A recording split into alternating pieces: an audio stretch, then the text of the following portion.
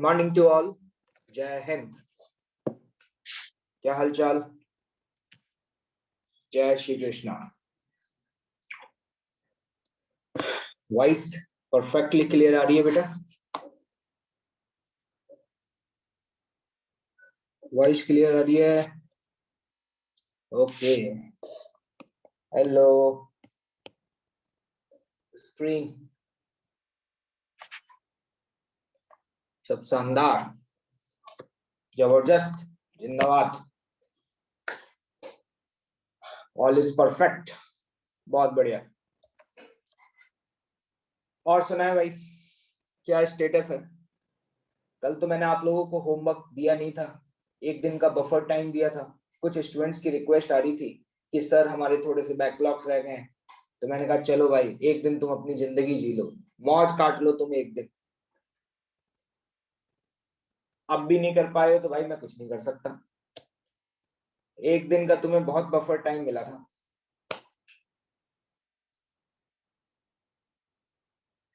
चलिए भाई, तो एक बात बताएं आप लोग, न्यूटन्स लॉज ऑफ मोशन का अभी फंडामेंटल पार्ट चल रहा है, क्या आप लोग पढ़ के आए हैं भाई?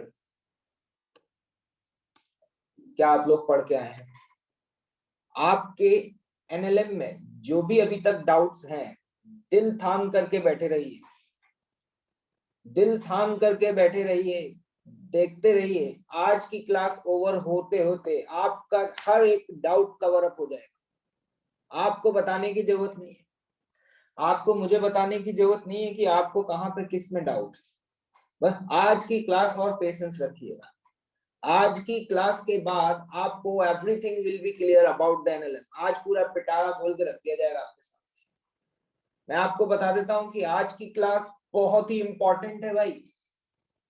आज की क्लास में अब हम लोग न्यूमेरिकल पार्ट की तरफ शिफ्ट होंगे और भर भर के, बोरी भर भर के क्वेश्चन करने वाले हैं भाई।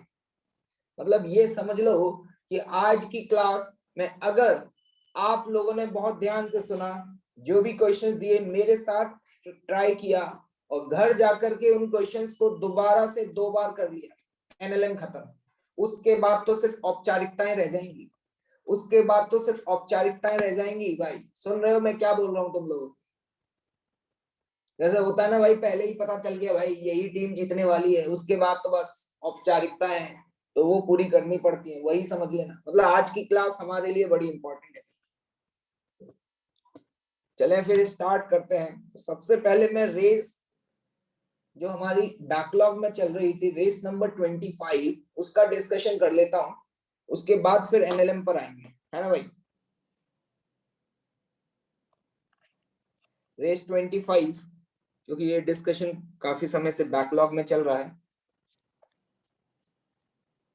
आप लोगों ने अपने बैकलॉग कवर कर लिए हैं तो मुझे भी अपने बैकलॉग कवर कर लेने चाहिए, है ना भाई? तुम लोग जैसा मुझे बोल रहे हो तुम्हारा कोई बैकलॉग नहीं बचा हुआ, तो मैं भी अपने बैकलॉग कवर कर ही देता हूँ।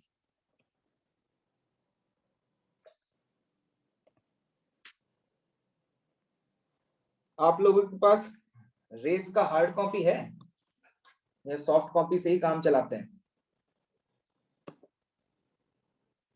है, ओके नाइस। चलिए तो डिस्कशन स्टार्ट करते हैं बेटा।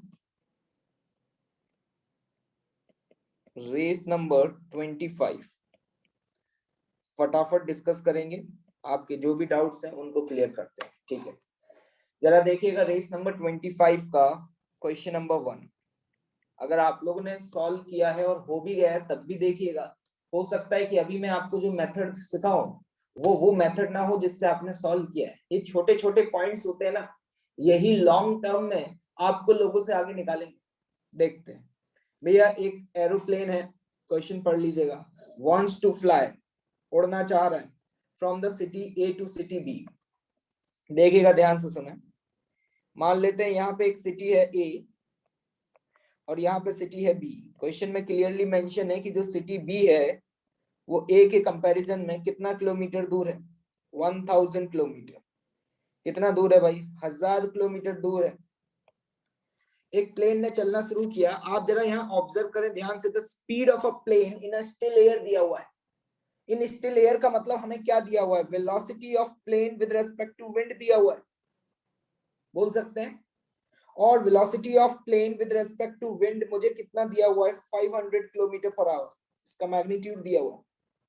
और साथ ही साथ यहाँ भैया हवा भी चल रही है, क्या सवाल में दिख रहा है, हवा किस डायरेक्शन में चल रही है, वही तो पूछा गया है। अरे भैया वही तो पूछा गया है कि हवा कहाँ चलेगी, हमसे यहाँ पे पूछा जा रहा है कि विंड की वेलोसिटी बता दो। क्या बात समझ में आ गई है? विंड का डायरेक्शन दिया है क्या? नहीं दिया हुआ। बहुत बढ़िया सवाल, हमें विंड का डायरेक्शन नहीं दिया हुआ। तो ऐसे सवाल जब भी हमें सॉल्व करने होते हैं जिसमें हमें विंड की वेलोसिटी नहीं पता, अपन का देसी तरीका ब्रह्मास्त्र, क्या बता, क्या मैं विंड की वेलोसिटी को A I cap plus B J cap ले सकता हूँ? अरे नहीं पता तो A I cap plus B J cap ले लो, अपने आप ए और बी निकल आएगा। तो क्या विंड की वेलोसिटी आ जाएगी, क्या विंड का डायरेक्शन भी आ जाएगा। अब बात इंपॉर्टेंट ये है कि प्लेन चलाने वाले हमारे थे बिल्लू भैया, उनको इस बात का एहसास ही नहीं था कि हवा चल रही है। उन्होंने सोचा कि यहाँ पहुंचना है, उन्होंने सीधा चलना शुरू कर दिया, उन्होंने सीधा चलना शुरू कर दिया और उनको लगा कि वो पॉइंट बी पे पहुंच जाएंगे। लेकिन घटना ये हुई कि 2 घंटे बाद पता है बिल्लू भैया कहाँ पहुंच गए तुम्हारे? जरा ध्यान से देखना, क्वेश्चन में साफ साफ लिखा है 300 kilometre north east of the city B. क्या ये आपको सिटी बी दिखाई दे रही है? ये रहा आपका नॉर्थ डायरेक्शन, ये रहा आपका ईस्ट डायरेक्शन। क्वेश्चन में साफ साफ क्लियरली बोल रहा है कि बेटा यहां से 300 किलोमीटर। क्या ये समझ में आ रहा है? नॉर्थ ईस्ट का मतलब क्या है? This is the bisector of north और ईस्ट डायरेक्शन। तो जरा ध्यान से देखिएगा, ये वाला एंगल कितना होगा यहाँ पे, 45 डिग्री। क्यों मेरे गरीब भाइयों, समझ में आ रहा है? बिल्लू भैया ने अपना प्लेन चलाया और वो यहां पहुंचना चाहते थे लेकिन यहां पहुंच गए, लेकिन वो मेरे भाई यहां पहुंच गए। क्लियर है इतनी बात? क्लियर है इतनी बात? अब मैं अगर आपसे ये पूछूं उस प्लेन की ग्राउंड फ्रेम में वेलोसिटी क्या होगी, क्या आप उस प्लेन की ग्राउंड फ्रेम में वेलोसिटी बता सकते हैं? इस तरह के क्वेश्चन आप पहले भी सॉल्व कर चुके हैं। क्या मैं इसको इस तरीके से लिख सकता हूं कि velocity of plane with respect to wind plus velocity of wind? एक बात बताना, यहाँ पे velocity of plane with respect to wind का डायरेक्शन जो है, क्या मैं इसको जे कैप लिख दूं?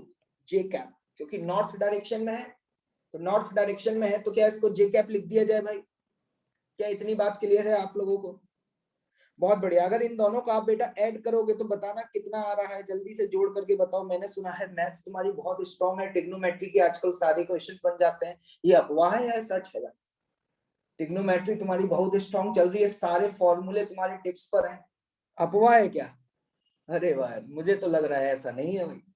जल्दी से बताएं, जल्दी से बताएं, यहाँ पर इन दोनों को ऐड किया जाएगा, इन दोनों को जल्दी से बताएं, ऐड किया जाएगा तो क्या बनेगा? क्या ए I cap plus B plus 500 J cap बनेगा? ए I cap plus B plus 500 J cap बनेगा या नहीं बनेगा? ये आपकी वेलोसिटी आ गई। एक बात बताओ, आपका डिस्प्लेसमेंट कितना हुआ है? If I will ask you कि डिस्प्लेसमेंट कितना हुआ है, तो जरा ध्यान से देखना, इस 300 के दो कंपोनेंट किए जा सकते हैं। 300 का ये वाला कंपोनेंट 300 cos 45, जिसको 300 बाय रूट 2 लिख सकता हूं, और 300 का ये कंपोनेंट कितना हुआ, 300 बाय रूट 2। अगर मैं आपसे डिस्प्लेसमेंट कंपोनेंट फॉर्म में पूछना चाहूं, क्या आप ये लिख सकते हैं? If I will ask you कि डिस्प्लेसमेंट बताओ कंपोनेंट फॉर्म में, तो आप ये लिख सकते हैं? जल्दी बताना डिस्प्लेसमेंट क्या लिखें। देखो एक्स एक्सिस के अलोंग तो सिर्फ 300 बाय रूट 2 चले हो, देखो ध्यान से क्वेश्चन, क्या एक्स एक्सिस के अलोंग 300 बाय रूट 2 चले हो भाई? और वाई एक्सिस के अलोंग कितना चले हो? 1000 प्लस 300 बटे रूट 2। तो टोटल डिस्टेंस वाई के अलोंग क्या लिखेंगे? 1000 प्लस 300 बाय रूट 2 जे का। क्या इतनी बात समझ आ रही है? दीप मनी बेटा, ए को आप ओरिजिन मानो या नहीं मानो, उससे क्या फर्क पड़ता है? क्वेश्चन पे थोड़ा ना कोई फर्क पड़ जाएगा, हमें तो जो बोला गया हम उसको फॉलो कर रहे हैं। जो बी है वो ए के रिस्पेक्ट में 1000 किलोमीटर नॉर्थ के डायरेक्शन में है। अब देखना, अगर आपको डिस्प्लेसमेंट पता है, वेलोसिटी पता है, मैंने सुना था कि आपने वेक्टर में एक फॉर्मूला पढ़ा था और उसके बाद आपको कुछ भी नहीं आता फिजिक्स में, और वो फॉर्मूला जो आपने पढ़ा था वो था डिस्प्लेसमेंट बराबर वेलोसिटी इनटू टाइम। क्या ये फॉर्मूला पढ़ा है? टाइम मेरे हिसाब से आपको दिया हुआ है 2 घंटे, 2 आवर्स। क्वेश्चन को पढ़ लेना। लो भैया, सवाल सॉल्व हो चुका है। सवाल सॉल्व हो गया। क्या क्या आप डिस्प्लेसमेंट की वैल्यू यहां से यहां रख देंगे? क्या आप वेलोसिटी ऑफ प्लेन की वैल्यू यहां से आप यहां रख देंगे? दोनों को कंपेयर कर लेंगे, आई को आई के साथ और जे को जे के साथ। क्या ए और बी की वैल्यू आ जाएगी? जिसको ए और बी की वैल्यू पता चल गई, क्या वो वेलोसिटी ऑफ विंड निकाल सकता है? देखें आराम से। क्या समझ आया कि नहीं आया? क्या क्लियर है भाई? बहुत बढ़िया, आगे बढ़ा जाए। देखो भैया, डिस्कशन में ध्यान से सुनो। एक जनाब बोल रहे हैं कि सर सॉल्यूशन से समझ नहीं आया, लेकिन आप जब बताते हैं तो एकदम से ऐसा लगता है चूरन सवाल। तभी तो भैया हम फिजिक्स पढ़ा रहे हैं, तभी तो हम पढ़ा रहे हैं फिजिक्स तुम्हें। क्या आगे इसके सॉल्व कर पाओगे? जल्दी बताओ, क्या इसके आगे कैलकुलेशन भी मुझसे करवाओगे? स्टूडेंट कह रहे हैं क्या टाइम को सेकंड में कन्वर्ट करना पड़ेगा? नहीं बेटा, जरूरत नहीं है, क्योंकि स्पीड भी आपको किलोमीटर पर आवर दी हुई है। जब स्पीड भी पर आवर दी हुई है तो टाइम को भी आवर में ही रखोगे। ठीक है, चलिए आगे सॉल्व आप कर पाएंगे। अगले सवाल की तरफ बढ़ रहे हैं। क्वेश्चन नंबर 2, जल्दी से फटाफट जल्दी से बताएं, क्या क्वेश्चन नंबर 2 आप लोगों से हुआ? क्या भैया क्वेश्चन नंबर 2 हो पाया तुम लोगों से? कुछ लोग कह रहे हैं यस, कुछ लोग कह रहे हैं नो। कुछ लोग कह रहे हैं कि सर ऐसे क्वेश्चन देखते ही ना माइंड बिल्कुल ब्लैंक हो जाता है, समझ में नहीं आता कैसे अप्रोच करें, किस डायरेक्शन में मूव करें। जब आरवाई है तुम्हारे साथ तो तुम्हें डर किस बात का है? देसी तरीका। एक बात बताओ, तुम्हें फिजिक्स में सिर्फ एक ही चीज आती है, वो क्या है? जल्दी बताओ क्या है वो? कंपोनेंट करना। आखिरी बार जो कुछ समझ आया था वो क्या था भाई? कंपोनेंट करना। ध्यान से पढ़ना। यहाँ पे हमसे पूछा क्या है? वेलोसिटी या sorry speed of a train in the ground frame. अरे भैया, जो नहीं पता उसको एज्यूम कर लो। जो नहीं पता उसको एज्यूम कर लो। क्या तुम्हें ट्रेन की स्पीड पता है? नहीं पता। क्या दिशा पता है? नहीं पता। तो क्या मैं बोल सकता हूँ कि वेलोसिटी ऑफ ट्रेन में ऐसे लिख दूंगा A I cap plus B J cap? अरे लिख दो भैया। अब सवाल पढ़ना। अब boy moving at 4 kilometre per hour due east. एक बॉय है, B1 मान लेते हैं इसको, ये अपना पुराना चिंटू है मान लो। कितनी स्पीड से चल रहा है? 4 से। किस डायरेक्शन में? ईस्ट में। क्या आई कैप लिख दो? अब देखना, अंग्रेजी पढ़ने की कोशिश करना। Observe that the train is moving due north. उसको लग रहा है कि ये ट्रेन नॉर्थ में जा रही है। मतलब वो कहना क्या चाह रहा है कि जो velocity of train with respect to boy है वो नॉर्थ डायरेक्शन में। पहले ये बताओ, क्या आपको ये कैलकुलेट करना आता है? ट्रेन की वेलोसिटी में से बॉय की वेलोसिटी माइनस करोगे तो मेरे हिसाब से ये आएगा A-4 I cap plus B J cap. North south आप जान रहे हैं, समझदार हैं। ये हो गया नॉर्थ, ये साउथ, ये ईस्ट और ये वेस्ट। एक बात बताओ, अगर ट्रेन की वेलोसिटी नॉर्थ डायरेक्शन में है तो इसका मतलब क्या हम कह सकते हैं कि एक्स एक्सिस के अलोंग वाला कंपोनेंट 0 होगा? और एक्स एक्सिस के अलोंग आपको यहाँ पे कंपोनेंट क्या दिखाई दे रहा है? एक्स एक्सिस के अलोंग आपको यहाँ पे कंपोनेंट क्या दिखाई दे रहा है? क्या बी दिखाई दे रहा है? क्या A-4 दिखाई दे रहा है? एक्स एक्सिस के अलोंग जो कंपोनेंट है वो A-4 है, तो यहाँ पे A-4 को कर दो 0। क्या तुम्हारे पास यहाँ से A की वैल्यू 4 आ जाएगी? क्या यहाँ से तुम्हारी बेटा A की वैल्यू 4 आ जाएगी? क्या आधा काम खत्म हो चुका है तुम्हारा? अगला आगे पढ़ते हैं भैया। एक और लड़का है, लगता है चिंटू का भाई, पिंटू भी आया हुआ है यहाँ। Another boy is moving। अगला बॉय कहाँ चल रहा है? किस दिशा में मूव कर रहा है? दूसरे बॉय की वेलोसिटी बताओ। क्या साउथ डायरेक्शन में है?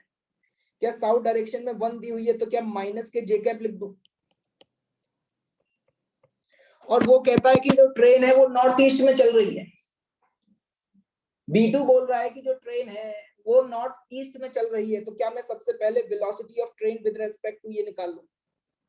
ये आपको निकालना आता है, समझदार लग रहे हैं। तो क्या मैं इसको ए आई कैप, ए की वैल्यू मैं ऑलरेडी निकाल चुका हूं तो उसको लिख सकता हूं 4 आई कैप प्लस माइनस करेंगे तो ये आ जाएगा B+1 जे कैप। इतना समझ में आया? इतना समझ में आया कि नहीं आया?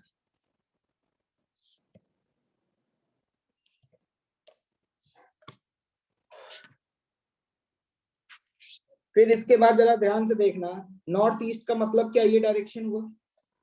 क्या ये आपको समझ में आ रहा है कि ये वाला एंगल 45 होगा? क्या ये आपको समझ में आ रहा है ये वाला एंगल 45 होगा? देखो भैया मेरे हिसाब से अगर आप स्टेप बाय स्टेप चलोगे ना तो जेईई एडवांस की फिजिक्स है हलवा।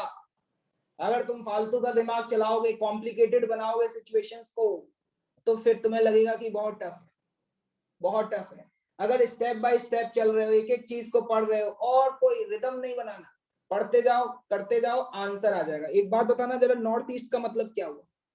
क्या मैं ये कह सकता हूँ इसका एक्स और वाई कंपोनेंट सेम होने चाहिए तभी एंगल 45 आएगा? ये तो समझदार हो, पढ़े लिखे हो, तो जल्दी से बताना क्या मैं बोल सकता हूँ 4 आई कैप की वैल्यू b+1 के बराबर होनी चाहिए?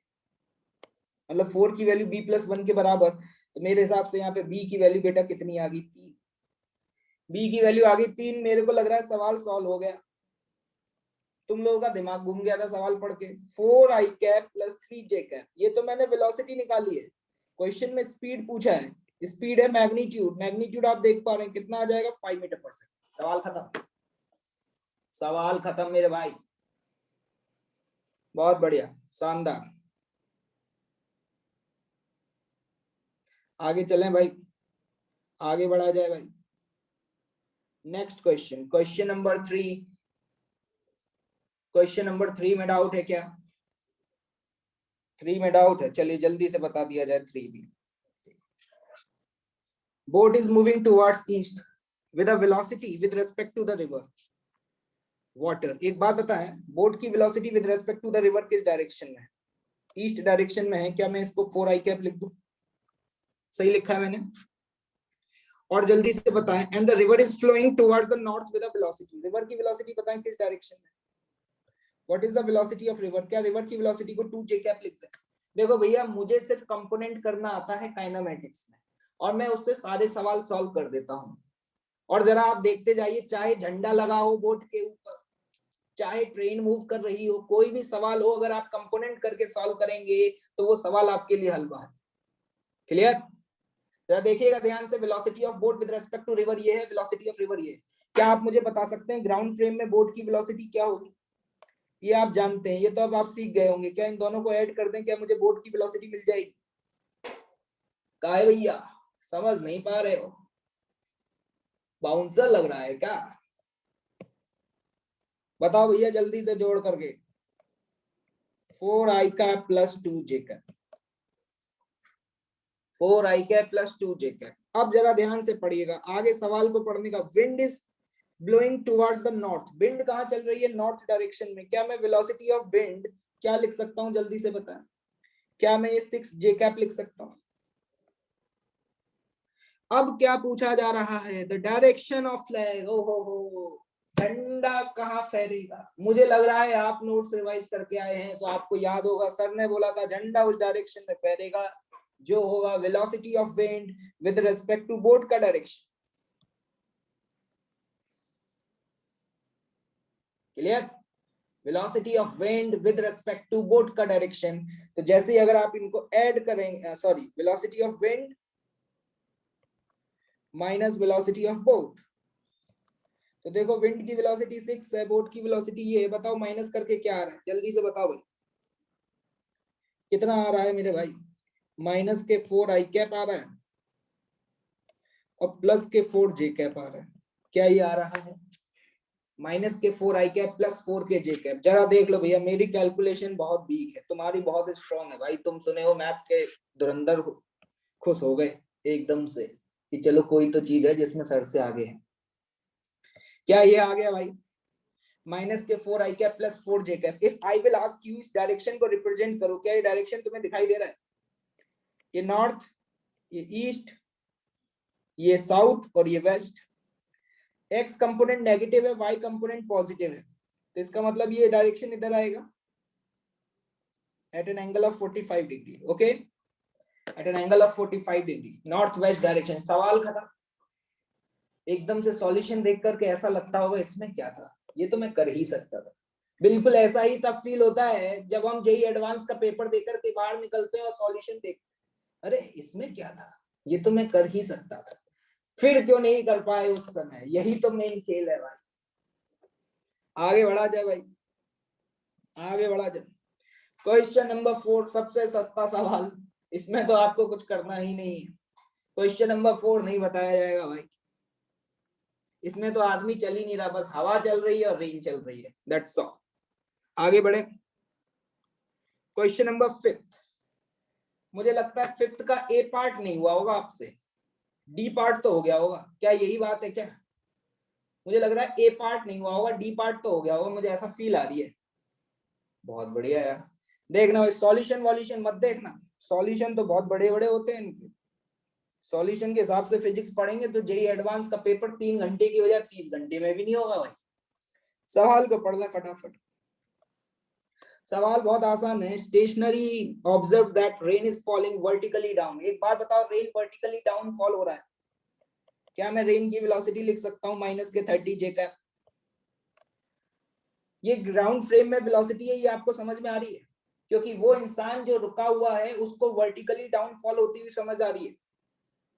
अब जरा ध्यान से देखना, अ साइक्लिस्ट, ओहो चिंटू भैया हमारे साइकिल चला रहे हैं बेटे, वो भी कहाँ पे चला रहे हैं? इंक्लाइंड प्लेन पे। वाह भाई वाह चिंटू भाई, फिजिक्स पढ़ना छोड़ दिया, रिटायरमेंट ले लिया है तो आजकल आनंद ले रहे हैं, साइकिल पे घूम रहे हैं भाई। बारिश का मौसम है भैया, तुम कहीं बार बार घूमने वगैरह मत जाना, बारिश बहुत हो रही है, पता चले नाले में बह गए तो मछलियां वगैरह पकड़ने जाने की जरूरत नहीं है तुम्हें, घर पे रहो चुपचाप पढ़ाई करो तुम लोग, ठीक है भाई? तो चिंटू भैया की जो साइकिल है, चिंटू भैया बना देते हैं, वो ऊपर की तरफ मूव कर रहा है इंक्लाइन प्लेन पर, कितने से 10 किलोमीटर पर आवर से। एक बात बताओ, क्या हम यहाँ पे मैन की वेलोसिटी बता सकते हैं? मैन की वेलोसिटी लिख लो, एक्स कंपोनेंट हो जाएगा 10 cos 30, cos 30 की वैल्यू √3/2, 5√3 आई कैप, y कंपोनेंट 10 sin 35 जे कैप। अब सवाल ये उठता है कि अम्ब्रेला को कहां होल्ड करें, अम्ब्रेला को कहां होल्ड करें? मैं आपसे एक सवाल पूछना चाहूंगा कि अम्ब्रेला को किस डायरेक्शन में होल्ड किया जाता है, क्या ये आप बता सकते हैं? क्या वीआरएम के डायरेक्शन में किया जाएगा? V R minus V M बताओ क्या आ रहा है तुम्हारा? मेरे हिसाब से ये -5√3 आई कैप। आगे बताना क्या आ रहा है? V R minus V M करो जल्दी से, जल्दी बताओ भाई, मेरे को कैलकुलेशन नहीं आती है, तुमको आती है मैंने सुना है।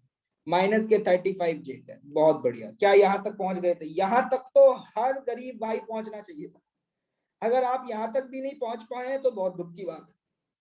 अब एक बात पूछना चाह रहा हूं मैं आपसे, क्या ये वेक्टर आप ड्रॉ कर सकते हो?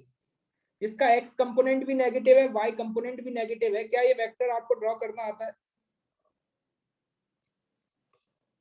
एक्स कंपोनेंट कितना है? 5√3, वाई कंपोनेंट भी नेगेटिव, कौन से क्वाड्रेंट में जाएगा ये वेक्टर? क्या इस क्वाड्रेंट में जाएगा? 4th quadrant. एंगल किससे पूछा गया है? विद द वर्टिकल प्लेन पूछा गया है। मान लो पहले मैं हॉरिजॉन्टल प्लेन से ही निकाल ले रहा हूँ एंगल, ठीक है? क्यों निकाल रहा हूँ बाद में बता दूंगा, ठीक है? ये बताओ इसका एक्स कंपोनेंट कितना है?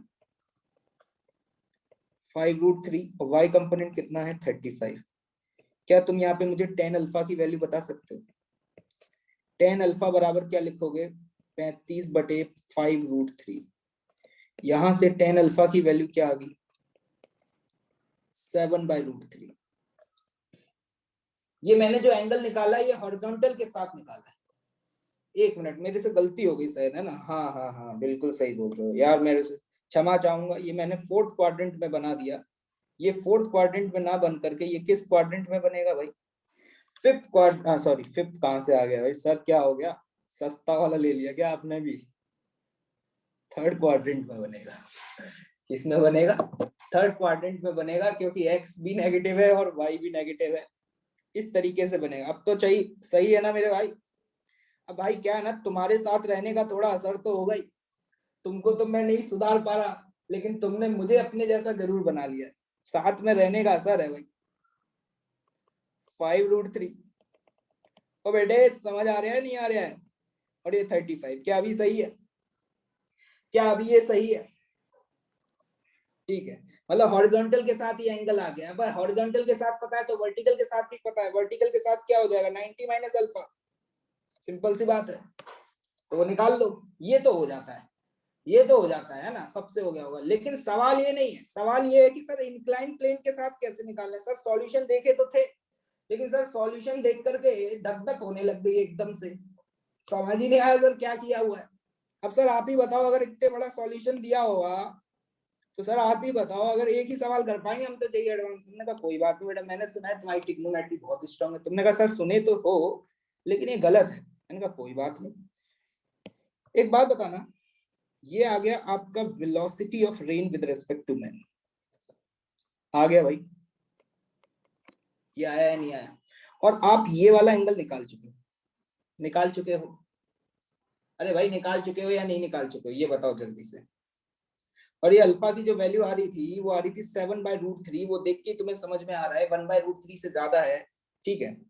तो यहाँ पर मुझे इंक्लाइन प्लेन के साथ एंगल निकालना है, और इंक्लाइन प्लेन को अगर मैं पीछे की तरफ खींच दूं इस तरीके से, तो एक बात बताओ, अगर ये एंगल 30 है तो ये एंगल भी 30 होगा, देखना।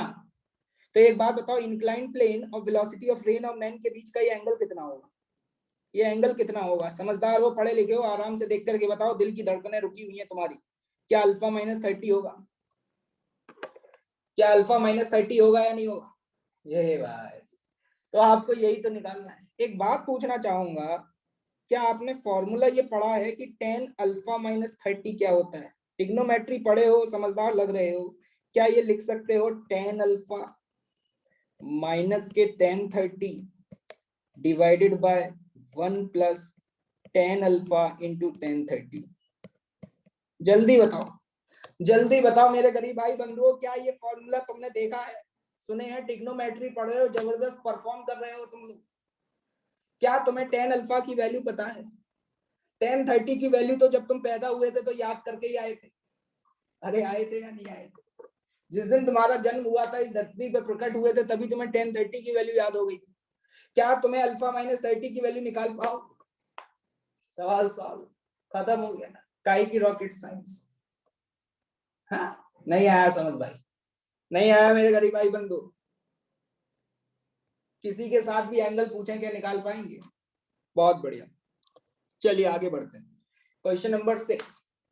अभिनव सिंह, अगर समझ नहीं आया तो प्रयास करिए बेटा, ठीक है। अब ये मैथ्स तो नहीं बताएंगे, नीट के बच्चों को थोड़ी ना पढ़ा रहे हैं, आईआईटी के बच्चों को पढ़ा रहे हैं। क्वेश्चन नंबर 6 में किसी को डाउट नहीं है? Okay wonderful. 6 तो बहुत आसान क्वेश्चन है। तन्मय गोयल काफी लंबे समय से एक सवाल पूछ रहे हैं, वैसे मैं इग्नोर कर रहा था लेकिन मान ही नहीं रहे हैं। एक क्वेश्चन पूछ रहे हैं कि सर ये आप बार बार ये speed AI cap plus BJ cap क्यों ले लेते हो, माइनस BJ कैप नहीं ले सकते? देखो बेटा, लेने को ले सकते हो लेकिन टेंशन मत लो तुम, क्योंकि प्लस से खेलना आसान होता है। प्लस करना आसान है या माइनस करना आसान है, पहले ही बताओ। बचपन में तुम्हें प्लस पहले पढ़ाया था या माइनस पहले पढ़ाया था? प्लस पहले पढ़ाया था, तो तुम तो प्लस किया करो ना यार। माइनस होना होगा तो अपने आप आंसर आ जाएगा। यहाँ पे हो सकता है मैथ्स तुम्हें अपने आप आंसर बता देगी कि बी की वैल्यू पॉजिटिव है नेगेटिव। करने को तुम माइनस लेके भी कर सकते हो, लेकिन माइनस वाले सवालों में कैलकुलेशन एरर होने की ज्यादा संभावना है ना। तो चीजों को आसान बनाओ यार, कॉम्प्लिकेट क्यों बना रहे हो? ठीक है। क्वेश्चन नंबर 6 में कोई डाउट पूछ रहा है मेरे से, बताया जाए क्या इनको? नहीं बताया जाएगा, खुद से ट्राई करें भाई। ये तो वही वाला क्वेश्चन है, अप स्ट्रीम और डाउन स्ट्रीम वाला, सबसे सस्ता सवाल है। एक लाइन में हो जाता है, एक लाइन में हो जाता है। एक एक्सेलरेटर पे आदमी चल रहा है जिसकी speed relative to the ground 1 है और 60 मीटर है, और रिलेटिव टू द एक्सेलरेटर 4 है। एक बात बताओ, जब वो ऊपर चढ़ रहा होगा उस पर, तो एक बात बताओ, कभी मॉल गए हो, देखे हो कभी मॉल वगैरह, या कभी एयरपोर्ट पे गए हो, तुमने एक्सेलरेटर देखे हैं कभी कि नहीं देखे हैं? पहले ये बताओ। लोगों को यही नहीं पता होगा एक्सेलरेटर क्या होता है, गरीबी में जी रहे हैं भाई, कोई दिक्कत वाली बात नहीं है मेरे भाई। जब एक्सेलरेटर, वो जो आपको सीढ़ियां से दिखाई देती हैं जो ऑटोमेटिकली चल रही होती हैं ऊपर की तरफ, वो एक्सेलरेटर होता है। अगर वो एक्सेलरेटर ऊपर जा रहा है और तुम भी उस पर ऊपर चलना शुरू कर दो, तो बताओ तुम्हारी स्पीड और एक्सेलरेटर की स्पीड जुड़ जाएगी? अरे जुड़ेगी या नहीं जुड़ेगी? मतलब ये बोल सकते हैं रवि में नदी में डाउन स्ट्रीम चल रहा है, छोटी गंगा में डाउन स्ट्रीम चल रहा है, अरे बोल सकते हैं या नहीं बोल सकते? तो एक बात बताओ, जब वो ऊपर जा रहा होगा तो उसे समय कितना लगेगा 60 मीटर चलने में? डिस्टेंस अपॉन स्पीड, लेकिन स्पीड क्या हो जाएगी? ऐड 1 + 4। लेकिन जब वो नीचे आ रहा होगा और एक्सेलरेटर ऊपर जा रहा है, क्या तुम्हें ऐसा नहीं लग रहा है जैसे कि ये अपस्ट्रीम वाली कंडीशन है जिसमें रिवर और बोट की वेलोसिटी एक दूसरे के अपोजिट होती थी? तो उस समय स्पीड कितनी रहेगी 60/4 - 1। सवाल खत्म, ले जाओ घर पे, बोरी में भर के ले जाओ भाई, सवाल खत्म हो गया। क्वेश्चन की लैंग्वेज जितनी बड़ी होती है वो उतना ही आसान होता है। क्लियर है भाई?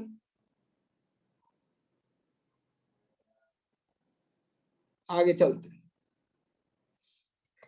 क्वेश्चन नंबर 7, किसी को डाउट? 7 तो सस्ता सवाल है, एक लाइन का सवाल है। 7th नहीं बताया जाएगा, 8th भी नहीं बताया जाएगा। क्या 8th वाला जैसा सवाल हम कर चुके हैं? किसी को 8th में डाउट है क्या? किस पार्ट में डाउट है 8th के?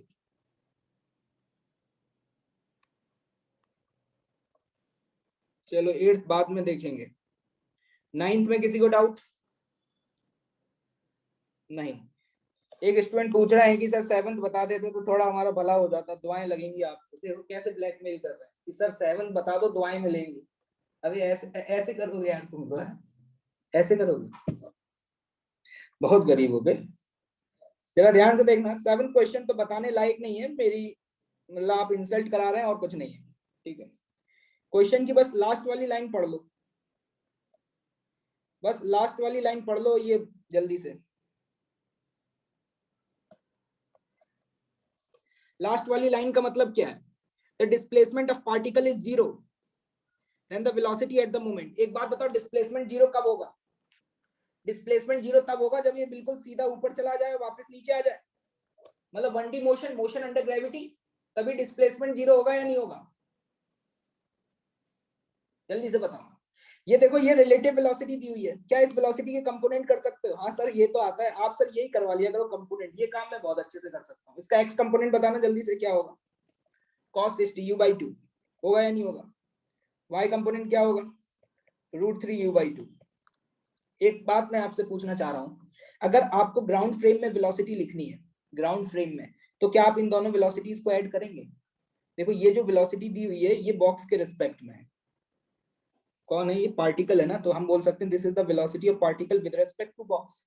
तो मैं ये बोल सकता हूँ ग्राउंड फ्रेम में जो वेलोसिटी होगी, क्या इन दोनों का वेक्टर समेशन होगा? अरे होगा या नहीं होगा पहले ये बताओ, ये पहले देखे हो जीवन में? तब इन दोनों को ऐड कर दो, बॉक्स की वेलोसिटी v1 दी हुई है, बॉक्स की वेलोसिटी v1 दी हुई है। ऐसा ही सेम सवाल आपको S2 में मिलेगा, शायद 11वां नंबर है, शायद सेम सवाल है ऐसा ही, चंबल में, नदी में, ऐसा पानी में बोट चल रही है, बड़ा डिफिकल्ट सा सवाल लगता है देख करके। एक बात बताओ, अगर दोनों को ऐड करोगे तो जरा ध्यान से देखना, ये भी आपको पता है, तो एक्स कंपोनेंट कितना हो जाएगा? u/t - v1i cap plus √3u/2j cap. ये होगा या नहीं होगा ये बताओ? अरे होगा। और u की वैल्यू आपको 10 दी हुई है। उसने बोला कि डिस्प्लेसमेंट जीरो है, डिस्प्लेसमेंट तभी जीरो होगा जब पार्टिकल सीधा ऊपर जाके नीचे आ जाए, सीधा ऊपर जाकर के नीचे आ जाए, क्या तभी डिस्प्लेसमेंट जीरो होगा? और एक बात बताओ, अगर सीधा ऊपर गया तो क्या जीरो होगा? क्या वेलोसिटी का एक्स कंपोनेंट जीरो होगा? क्या वेलोसिटी का एक्स कंपोनेंट जीरो होगा? तो जल्दी से एक्स कंपोनेंट को जीरो कर दो, मतलब u/2 - v1 को कर दो जीरो, सवाल हो गया सॉल्व। v1 की वैल्यू आ गई u/2। देख रहे हो सवाल, कितने सस्ते सवाल आ रहे हैं, इससे सस्ता सवाल नहीं हो सकता। बहुत बढ़िया। बहुत देर से रिक्वेस्ट आ रही है बच्चों की कि सर भगवान की बहुत दुआएं मिलेंगी, बहुत तरक्की करो, एक बार 9th भी बता देते। चलो भाई, गरीब भाई लोग बोल रहे हैं तो बता देते हैं, बता दें क्या इनको? चलो आखिरी सवाल है भाई, इसके बाद एक भी नहीं बताऊंगा। इसके बाद अगर कोई भी डाउट रह जाता तो आप अपनी ट्यूटोरियल क्लास में इस सॉल्यूशन पे पूछना, ठीक है बेटा? 8th बताने लायक नहीं है, अगर आप 8th सवाल भी नहीं कर पाए और मुझसे पूछ रहे हैं तो मेरी आपसे रिक्वेस्ट है कि एक बार आप इसका सॉल्यूशन देख लें, ठीक है? 8th सवाल बहुत आसान है, ठीक। देखो यहाँ पर ए पार्ट में, मैं 9th का ए पार्ट बता देता हूं आपको। Velocity of B with respect to A पूछा जा रहा है। एक बात बताना, ए की वेलोसिटी इधर है और बी की वेलोसिटी इधर है, क्या ये दिख रहा है? और ये एंगल कितना है? 30 degree. Velocity of B with respect to A का मतलब क्या हुआ, जल्दी से बताएं। Velocity of B minus velocity of A, इसका मतलब ये हुआ ना कि एक ही वेलोसिटी को उल्टा करके जोड़ दें। इसका मतलब ये हुआ एक ही वेलोसिटी को उल्टा करके जोड़ दें, यही तो मतलब हुआ। तो अगर इसको उल्टा करके जोड़ेंगे तो जरा ध्यान से देखना, वेक्टर आपने पढ़ा हुआ है, आपको मैंने जब सब्ट्रैक्शन पढ़ाया था तो मैंने बोला था सब्ट्रैक्शन इज आल्सो एडिशन। इसको अगर उल्टा करके जोड़ेंगे तो V A minus of V A vector ये हो जाएगा, और ये आपका वीवी वेक्टर है। एक बात बताओ मुझे, इन दो वेक्टर्स का रिजल्टेंट, याद करो parallelogram rule of vector addition, क्या इन दोनों के ही बीच में आएगा? कोई भी एरो जो इन दोनों के बीच में बना होगा, क्या वो आंसर होगा या नहीं होगा? पैरेललोग्राम रूल याद आ रहा है आपको कुछ? मैंने क्या किया, ए के वेलोसिटी वेक्टर को उल्टा करके जोड़ दिया। अब जो भी velocity of B with respect to A, इधर भी हो सकता है, इधर भी हो सकता है, इधर भी हो सकता है, इधर भी हो सकता है, इधर भी हो सकता है, इधर भी हो सकता है, क्या कहीं भी हो सकता है? क्या क्लियर है भाई? बहुत बढ़िया।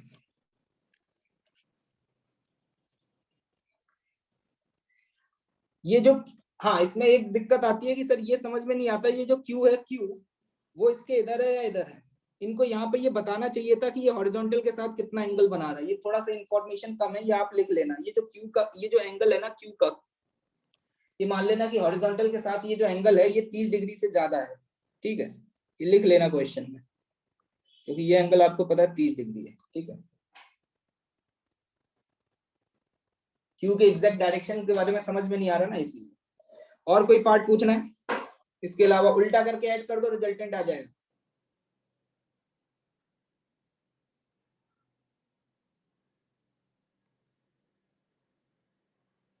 चलिए ठीक है, दैट्स ऑल, ठीक है? इसके आगे आप लोग खुद से करिएगा, ठीक है?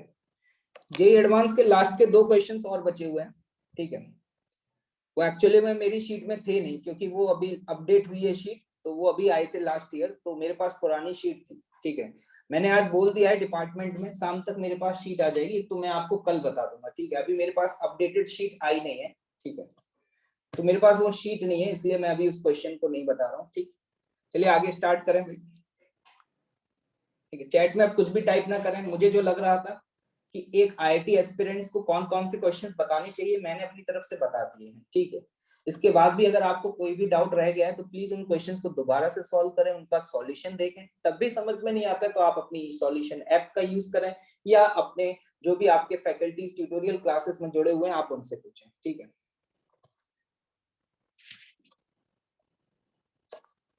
क्योंकि मुझे आईआईटी का एक डेकोरम तो मेंटेन रखना पड़ेगा ना। ऐसा थोड़ी है मैं 11वीं 12वीं के बोर्ड के बच्चों को पढ़ा रहा हूँ, है ना? तो उस डेकोरम को मेंटेन रखते हुए, और इवन आप एलन जैसे इंस्टीट्यूट में पढ़ रहे हैं, तो ये सारी चीजों को ध्यान में रखते हुए आगे पढ़ाई शुरुआत की जाए, है ना? चलें, इसी के साथ race up to the 25 kinematics का समापन हो चुका है।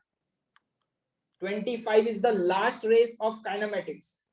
अगली रेस नंबर 26 से आपका एनएलएम शुरू हो जाएगा। मेरी तरफ से डिस्कशन कंप्लीट है रेसेस का, आपकी तरफ से भी कंप्लीट है या कुछ बैकलॉग बचे हुए हैं अभी भी?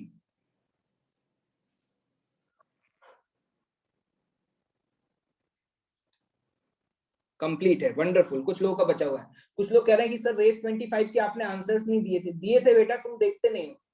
जिस दिन मैंने रेस 24 के सॉल्यूशन शेयर किए थे, उसी दिन मैंने 23, 24 और 25 तीनों रेसेस के आंसर दिए थे।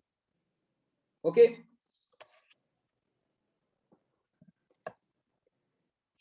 ओके, चलिए लेट्स स्टार्ट। समय अब आ गए हैं अपने भाई एनएलएम पर। जल्दी से बेल्ट वगैरह बांध करके बैठ जाइए। दिल की धड़कनें तेज होने वाली हैं, क्योंकि आज की क्लास में आनंद आने वाला है। और देखते हैं आज की क्लास में बिल्लू भैया क्या करने वाले हैं फिजिक्स के साथ, और न्यूटन्स लॉ में क्या आगे का जलवा देखेंगे। चलिए स्टार्ट करें भाई। मेहुल बेटा तुम सुधर जाओ यार, है ना? तुम सुधर नहीं रहे हो। तुम्हारे इतने ब्रेक लगाएंगे ना, पूरी ऊपर से बॉडी नीचे तक ब्रेक हो जाएगी तुम्हारी। इनको ब्रेक चाहिए भाई। हाँ, तो कल हम टेंशन फोर्स की बात कर रहे थे। एक बार जल्दी से क्विक रिवीजन करते हैं, फटाफट quick revision with in 2 minutes. जल्दी से मुझे बताएं, tension force towards the body लगता है या उस बॉडी से अवे लगता है? Tension force towards the body लगता है या अवे फ्रॉम द बॉडी लगता है? अवे फ्रॉम द बॉडी लगता है। सबसे पहले आप जिस बॉडी पे भी टेंशन फोर्स देख रहे हैं उस बॉडी को अलग करो और उस पर हमेशा याद रखना रस्सी जो फोर्स लगाएगी वो हमेशा कहां लगाएगी? दूर लगाएगी। दूसरा इंपॉर्टेंट बात मैं आपसे पूछना चाहूंगा, क्या अलोंग द स्ट्रिंग लगता है? क्या अलोंग द स्ट्रिंग लगता है? बहुत बढ़िया। आइडियल स्ट्रिंग, आइडियल स्ट्रिंग का मतलब क्या होता है? जल्दी से बताएं। क्या हम बोल सकते हैं आइडियल स्ट्रिंग का मतलब मासलेस होता है? मासलेस को हम लाइट स्ट्रिंग भी बोलते हैं, लाइट स्ट्रिंग भी बोलते हैं। अगर कहीं लाइट स्ट्रिंग लिखा हो तो इसका मतलब समझ जाना वो मासलेस। मासलेस स्ट्रिंग का मतलब क्या हुआ? क्या उसमें टेंशन हर पॉइंट पे सेम होगी या अलग अलग होगी? हर पॉइंट पे सेम होगी। एक सवाल जो कि लोगों को बहुत कॉमन सा डाउट आता है कि सर एक बात समझ में नहीं आ रही कि मासलेस जैसी चीज तो कोई एग्जिस्ट ही नहीं करती है।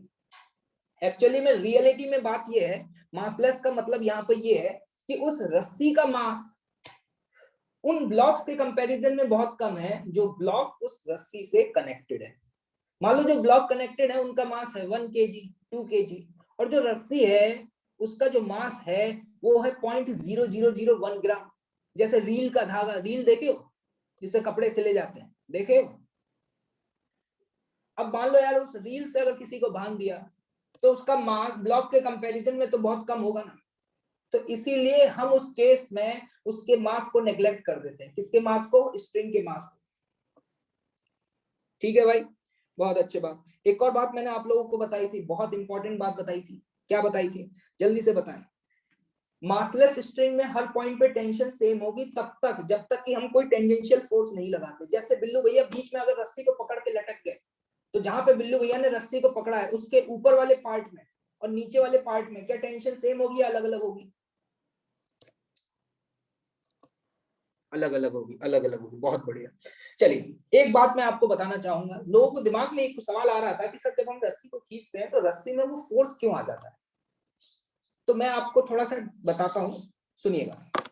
देखो कोई भी चीज दुनिया में किससे मिलकर के बनी हुई है? क्या एटम से मिलकर के बनी हुई है? और बहुत सारे एटम्स आपस में एक दूसरे से कनेक्टेड हैं, मानते हो? मानते हो या नहीं? बहुत बढ़िया। जब आप उस रस्सी को खींच रहे हो, जब आप उस रस्सी को पकड़ के खींच रहे हो तो मेरा आपसे एक सिंपल सा सवाल है बेटा, मेरा आपसे एक बहुत सिंपल सा सवाल है कि उस रस्सी को खींचने का मतलब क्या हुआ? क्या मैं कह सकता हूं उस रस्सी के अंदर जो भी मॉलिक्यूल्स है, क्या मैं उन मॉलिक्यूल्स के बीच का सेपरेशन बढ़ाने की कोशिश कर रहा हूं? कर रहा हूं या नहीं कर रहा हूं? जैसे कभी आपने देखा हो आपके पास पेन होते हैं, उन पेन के अंदर एक स्प्रिंग होती है नहीं होती है? स्प्रिंग होती है। तो उस स्प्रिंग को अगर आप दबाओगे या उसको इलोंगेट करोगे तो क्या होता है? आपने कुछ फील किया हो, उस स्प्रिंग में एक फोर्स जनरेट होता है, देखे हो कभी? बचपन में गेम खेला हो कभी? तो बिल्कुल रस्सी वैसी ही है। अगर आप उस रस्सी के अंदर जो मॉलिक्यूल्स हैं उनको खींचने की कोशिश कर रहे हैं तो मॉलिक्यूल्स दोबारा से अपनी नेचुरल पोजीशन में आना चाहेंगे, तो वो मॉलिक्यूल्स फोर्स लगाते हैं। मॉलिक्यूल्स क्या लगाते हैं? फोर्स लगाते हैं। मैं आपसे एक बहुत सिंपल सा सवाल पूछूंगा, अभी पता चल जाएगा आप कितने पानी में हैं। एक सिंपल सा सवाल है ना, जैसे कि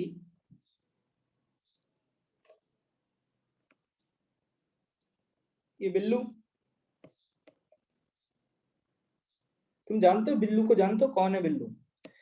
एक कॉमिक्स आया करती थी बचपन में, बिल्लू पिंकी की। ये पिंकी, बिल्लू के बड़े बड़े बाल थे।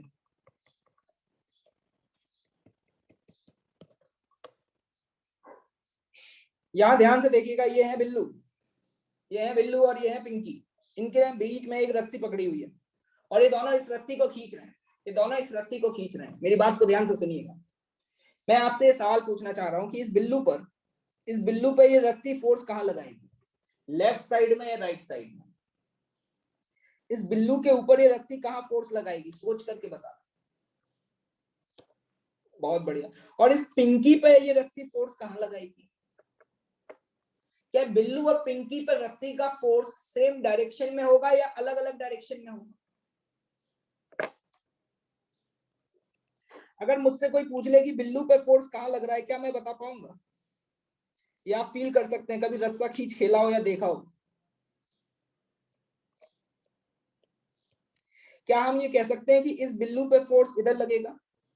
मान लो इसको बोला T1, क्या बोला इसको, T1। और इस पिंकी पे जो फोर्स लगेगा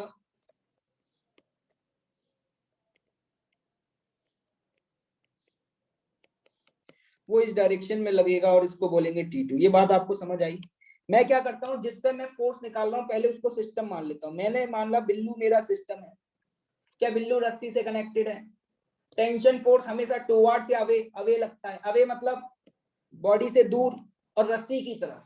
ये बात याद रखना, बॉडी से दूर और रस्सी की तरफ। सब लोग एक साथ बोलेंगे, प्रेम से बोलेंगे, जोर से बोलेंगे। टेंशन फोर्स हमेशा रस्सी से दूर और रस्सी की तरफ, सॉरी सिस्टम से दूर और रस्सी की तरफ। क्लियर है? और यहाँ पे पिंकी पे जो फोर्स लगा वो सिस्टम से दूर और रस्सी की तरफ। क्या ये बात क्लियर हो गई है? क्या ये बात क्लियर हो गई है? बहुत बढ़िया।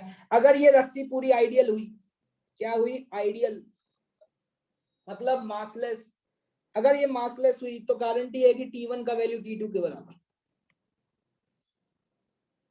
क्या हम बोल सकते हैं T1 का वैल्यू T2 के बराबर होगा? अब मेरा सवाल आपसे बहुत बेसिक सा सवाल है, अभी पता चल जाएगा आपके फंडामेंटल कितने स्ट्रांग हैं। अगर कोई ये बोले कि ये T1 और T2 एक्शन रिएक्शन पेयर है, इज इट ट्रू और फॉल्स? इज इट ट्रू और फॉल्स? फॉल्स फॉल्स भाई। ट्रू वाले कौन है भाई? गलत गलत, आप लोग गलत जवाब दे रहे हैं। आंसर फॉल्स होगा। ये एक्शन रिएक्शन पेयर नहीं है भाई। जरा ध्यान से देखना, ये T1 किसने लगाया है? मैं बोल सकता हूँ रस्सी का यहाँ पे एक पॉइंट ले लो, वेरी क्लोज। यहाँ पे रस्सी पे एक पॉइंट ले लो। क्या ये पॉइंट ए है? तो रस्सी के पॉइंट ए ने ये फोर्स बिल्लू पे लगाया है। अरे लगाया है नहीं लगाया? रस्सी पे जो पॉइंट ए है उसने ये फोर्स बिल्लू पे लगाया है। और यहाँ पर ये पॉइंट मान लो यहाँ पे बी है, बी। तो रस्सी पे जो पॉइंट बी है उसने ये फोर्स पिंकी पे लगाया है। वो तो बात ये है कि ये आइडियल स्ट्रिंग है इसलिए मैग्नीट्यूड बराबर हो गया। अगर आइडियल नहीं होते या एक्सेलरेट कर रहे होते तो शायद मैग्नीट्यूड भी बराबर नहीं आता। रस्सी में कोई एक पार्ट नहीं है, रस्सी में बहुत सारे पार्ट है। ठीक है, और तुम खुद सोचो ये T1 क्या है? This is the force exerted by rope on the Billu. और यहाँ पे T2 क्या है? This is the force exerted by rope on the Pinky. तो ये एक्शन रिएक्शन पेयर कैसे हो गए? दोनों पर, बिल्लू और पिंकी पे ये दोनों फोर्सेस रोप नहीं तो लगाए। एक्शन रिएक्शन में क्या होता था? ए ऑन बी और बी ऑन ए। कुछ याद आ रहा है? बहुत बढ़िया, चलिए आगे बढ़ते हैं। ठीक है, अभी आपको थोड़े बहुत जो भी दिक्कतें हो रही होंगी सारी सॉल्व हो जाएंगी। अब देखिएगा मोस्ट इंपॉर्टेंट, देखें हेडिंग पढ़े फटाफट। देखो मैं आपको बताने जा रहा हूं। अब हम यहाँ पर फोर्स एनालिसिस पे मूव कर रहे हैं और इस फोर्स एनालिसिस के मैं आपको कुछ बेसिक स्टेप सिखाता हूँ। ये आपको किसी बुक में नहीं मिलेंगे, ठीक है, ये मेरी गारंटी है। और मैं आपको ये रिकमेंड करता हूं कि आप शुरुआत में इन स्टेप्स को ध्यान में रखते हुए ही क्वेश्चंस को सॉल्व करें। मैं आपको यहाँ पे टोटल कितने स्टेप्स बताऊंगा? 4 स्टेप्स। मैं आपको 4 स्टेप्स बताऊंगा एनएलएम के क्वेश्चंस को सॉल्व करने का। और उन 4 स्टेप्स को आप ध्यान से सुनिएगा और आगे जब प्रॉब्लम्स को सॉल्व करें तो उन स्टेप्स को ही फॉलो करते हुए प्रॉब्लम्स को सॉल्व करिएगा। फिर क्या है, 2-3 दिन बाद आप एक्सपर्ट बन जाएंगे। फिर आपको ये स्टेप्स याद रखने की जरूरत नहीं पड़ेगी। अभी आपको लग रहा होगा अरे यार सर ये स्टेप्स याद रखने पड़ेंगे क्या?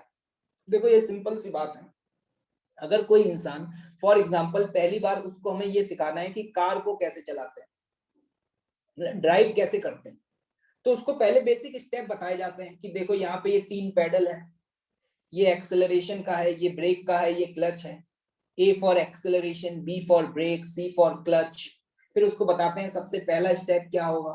गाड़ी आपको स्टार्ट करनी है, क्लच दबाना है, क्लच दबाने के बाद ब्रेक लगाना है। These are the first step. फिर क्लच को धीरे धीरे छोड़ना है, एक्सेलरेशन को देना है। देख लो बेटा, क्लास करते करते तुम भी गाड़ी चलाना सीख जाओगे। तो जब हम किसी नए इंसान को कोई ऐसी चीज सिखा रहे होते हैं जो उसे नहीं आती है, तो क्या हम उसे बेसिक स्टेप सिखाते हैं या नहीं सिखाते? मुझे ये बताओ। सिखाते हैं, सिखाते हैं भाई, मानते हो ये बात? तो बिल्कुल वही चीज अब हम यहाँ पर एक्चुअली में, अभी हमने सभी फोर्सेस के बारे में सीख लिया। अब हमारा बेसिकली एनएलएम स्टार्ट हो रहा है। तो सर अब तक क्या था? अब तक तो हमने सिर्फ कुछ डेफिनेशंस और कुछ फोर्सेस के बारे में सीखा जिनको हम नहीं जानते थे। तो मैं भी आपको कुछ यहाँ पे बेसिक स्टेप्स बताऊंगा, टोटल नंबर ऑफ 4 स्टेप्स। आप उन्हें सुनते रहिएगा और आगे न्यूमेरिकल्स में उन्हें यूज कीजिएगा। उसके बाद मैं गारंटी ले रहा हूं आपसे कोई भी सवाल गलत नहीं होगा। और अगर आपने अपने देसी तरीके लगाए जो किताबों में लिखे रहते हैं या इधर उधर के चैनल से पढ़ करके तुमने अपने देसी तरीके लगाए, तो मैं आपकी फिजिक्स बर्बाद होने के लिए जिम्मेदार नहीं हूँ। मेरे हिसाब से अगर चलोगे, इन स्टेप्स को फॉलो करोगे, मैं गारंटी दे रहा हूँ 2 दिन बाद तुम खुद कहोगे कि सर एनएलएम तो बहुत इजी है, इसके तो सारे सवाल बन जाते हैं। क्या मेरी बात क्लियर है आप लोगों को? क्या मेरी बात क्लियर है आप लोगों को? ये स्टेप्स, ये मैं सबसे पहले आपको स्टेप नंबर 1 बताने जा रहा हूं। क्या आपने स्टेप नंबर 1 लिख लिया है? सबसे पहला स्टेप है डिफाइन द सिस्टम। सबसे पहला स्टेप है डिफाइन द सिस्टम। हम जब यहाँ पे फोर्स एनालिसिस करेंगे, फोर्स एनालिसिस का मतलब समझते हैं क्या होता है? फोर्स एनालिसिस का मतलब होता है कि हम किसी भी गिवन सिस्टम पर लगने वाले फोर्सेस को देख रहे हैं। तो सबसे पहले हम ये डिसाइड करेंगे कि हमारा सिस्टम कौन है। तो यहाँ पे जरा ध्यान से पढ़ना, यहाँ पे कुछ 2 पॉइंट्स लिखे हुए हैं, जल्दी से पढ़ें इन 2 पॉइंट्स को फटाफट और नोट डाउन कर।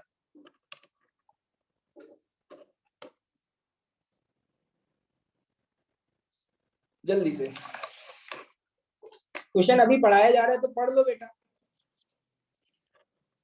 कि नहीं पढ़ना तुम्हें? कि तुम्हारी इन्हीं हरकतों की वजह से तुम्हारे टेस्ट में मार्क्स बहुत कम आ रहे हैं, यही तुम्हारा रीजन है। देखो क्या लिखा हुआ है, मैं पढ़ देता हूं। The system should follow the condition of pure translational motion. Acceleration, A का मतलब है एक्सेलरेशन और वी का मतलब है velocity. Acceleration and velocity of each body inside the system should be same. Next B point है, सिस्टम में contain the one or more than one bodies, one or more than one bodies. Please note down this. चलिए अब देखिएगा, एक एक करके ध्यान से सुनिएगा, बहुत फोकस करके। हम एनएलएम में जब भी प्रॉब्लम्स को सॉल्व कर रहे होते हैं और हमें जब भी फोर्स एनालिसिस करनी होती है, तो सबसे पहले हम अपना सिस्टम डिसाइड करते हैं कि किस सिस्टम पे फोर्स एनालिसिस कर रहे हैं। सिस्टम लेते समय हमें इस बात का ध्यान रखना होगा कि उस सिस्टम के अंदर प्रेजेंट जितनी भी बॉडीज हैं उनका एक्सेलरेशन और वेलोसिटी किसी भी इंस्टेंट पर सेम होनी चाहिए। मेरा कहने का मतलब क्या है, मान लो आपने एक सिस्टम लिया और उस सिस्टम के अंदर 2 बॉडीज हैं, तो आप उसे सिस्टम तभी सेलेक्ट कर सकते हैं जब उन बोथ ऑफ द बॉडीज का एक्सेलरेशन और वेलोसिटी का magnitude as well as direction दोनों क्या हो, सेम हो किसी इंस्टेंट पर। और किसी एक सिस्टम के अंदर एक से ज्यादा भी बॉडीज आ सकती हैं, 2 हो सकती हैं, 3 हो सकती हैं, 4 हो सकती हैं, अनगिनत हो सकती हैं। जैसे कि मैं इस बात को आपको एक एग्जांपल से समझाने की कोशिश करूंगा। एग्जांपल को अगर आप ध्यान से देखेंगे तो आपको ये चीजें बहुत क्लियर हो जाएंगी। जैसे कि देखिएगा, यहाँ पे आप देख पा रहे होंगे बहुत सारे ब्लॉक दिखाई दे रहे हैं आपको, और ये ब्लॉक्स इस तरीके से रस्सी से कनेक्टेड है। जैसे आप देख पा रहे हैं ए ब्लॉक जो कि बी के ऊपर रखा हुआ है, फिर आप देख पा रहे हैं सी ब्लॉक, फिर आप देख पा रहे हैं डी ब्लॉक, फिर आप देख पा रहे हैं यहाँ पे ई ब्लॉक। क्या ये ब्लॉक्स आपको दिखाई दे रहे हैं? यहाँ पर ई ब्लॉक को ये बिल्लू भैया इस डायरेक्शन में खींच रहे हैं, ये बिल्लू भैया हैं आपके, और ये ई ब्लॉक को इस डायरेक्शन में खींच रहे हैं। मैं एक बात आपसे पूछना चाहूंगा, जब इस ब्लॉक ई को इधर खींचा जाएगा क्या डी नीचे आएगा? आएगा या नहीं आएगा? जल्दी बताओ, क्या ये डी नीचे आएगा? क्योंकि ये भी रस्सी से कनेक्टेड है। जब ये डी नीचे आएगा तो ऑब्वियस सी बात है सी भी आगे जाएगा, और सी के साथ बी कनेक्टेड है, क्या बी भी आगे जाएगा? पहले ये बताओ, ये बात समझ आई आपको? ये बात आपको समझ में आई? ये इस तरीके से चलेंगे। इंटरेस्टिंग बात क्या है, मैंने आपको एक बात बताई थी, हम जिन रस्सियों के बारे में पढ़ रहे हैं, क्या रस्सी की लेंथ चेंज होती है क्या? String is inextensible, string is inextensible. तो एक बात बताओ, अगर ई वाला ब्लॉक आगे के डायरेक्शन में 2 मीटर गया तो ये डी वाला ब्लॉक नीचे कितना आएगा? जल्दी बताओ, डी वाला ब्लॉक नीचे कितना आएगा? क्या 2 मीटर ही आएगा? ना 2 से कम ना 2 से ज्यादा, क्योंकि अगर ऐसा हुआ तो उस केस में रस्सी की लेंथ चेंज हो जाएगी, जो कि अलाउड नहीं है क्योंकि इनएक्सटेंसिबल है। तो गारंटी है कि अगर ये 2 मीटर आगे गया तो ये 2 मीटर नीचे आएगा। क्या ये बात सहमत हो? क्या सी भी 2 मीटर आगे जाएगा मेरे भाई? और सी बी से कनेक्टेड है तो क्या ये भी 2 मीटर आगे जाएगा? बहुत बढ़िया, इतना समझ में आया आप लोगों को?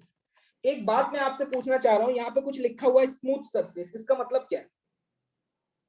स्मूथ सरफेस का मतलब क्या है? ए और बी के बीच में फ्रिक्शन नहीं है, देयर इज नो फ्रिक्शन। तो मैं आपसे ये पूछना चाह रहा हूं, अगर फ्रिक्शन नहीं है तो जब ये बी आगे जाएगा तो ए बी के साथ चलेगा या नहीं चलेगा? ये बताएं। अगर ए और बी के बीच में फ्रिक्शन नहीं है तो जब बी आगे जाएगा तो ए उसके साथ जाएगा या नहीं जाएगा? नहीं जाएगा, वो उसी पॉइंट पर रहेगा और थोड़ी देर बाद नीचे गिर जाएगा। मतलब क्या मैं ये बोल सकता हूं कि ए का एक्सेलरेशन 0 होगा? ए का एक्सेलरेशन 0 होगा इस इंस्टेंट पर। और जरा ध्यान से देखना, यहां पर यह भी बोला जा सकता है जब सभी का डिस्प्लेसमेंट सेम है, डिस्प्लेसमेंट का रेट ऑफ चेंज वेलोसिटी और वेलोसिटी का रेट ऑफ चेंज एक्सेलरेशन, तो क्या मैं ये बोल सकता हूं कि अगर इसका एक्सेलरेशन ए इधर है तो इसका एक्सेलरेशन ए इधर होगा, इसका एक्सेलरेशन ए इधर होगा और बी का एक्सेलरेशन भी ए आगे की तरफ होगा बी का। क्या ये बात समझ आ गई है?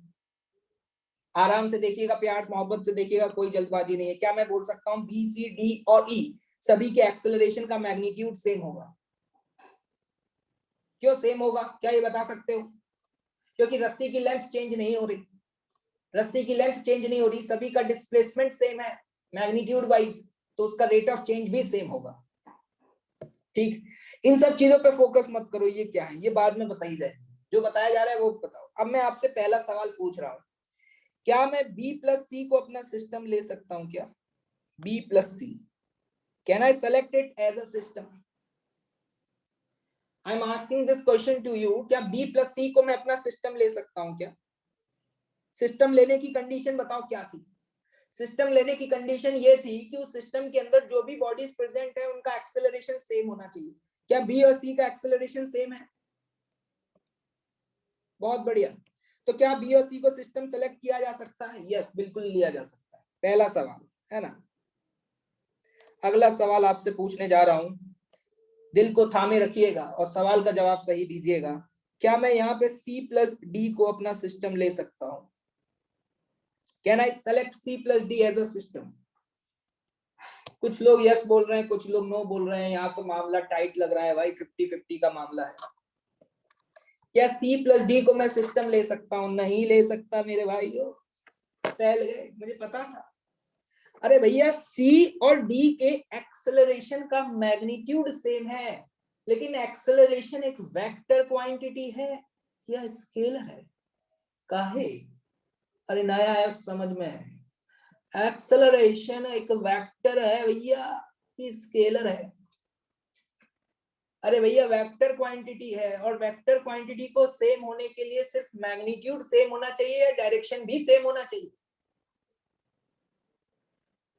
डायरेक्शन भी सेम होना चाहिए। क्या सी और डी के एक्सेलरेशन का डायरेक्शन सेम है? क्या सी और डी के एक्सेलरेशन का डायरेक्शन सेम है? नहीं। क्या मैं बोल सकता हूं सी और डी का एक्सेलरेशन सेम है? नहीं बोल सकता, नहीं बोल सकता। क्या गलती करोगे आज के बाद? क्या ये गलती करोगे भाई?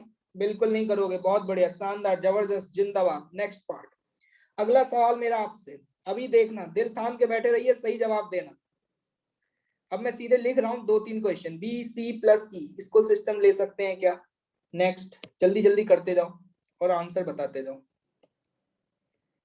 ए प्लस बी, इसको सिस्टम ले सकते हैं क्या?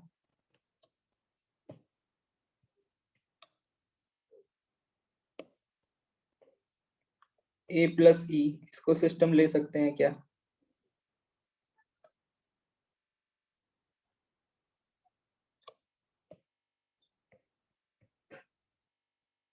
आंसर लिखते जाओ बेटा, जल्दी से, फटाफट से सारे लिख लो।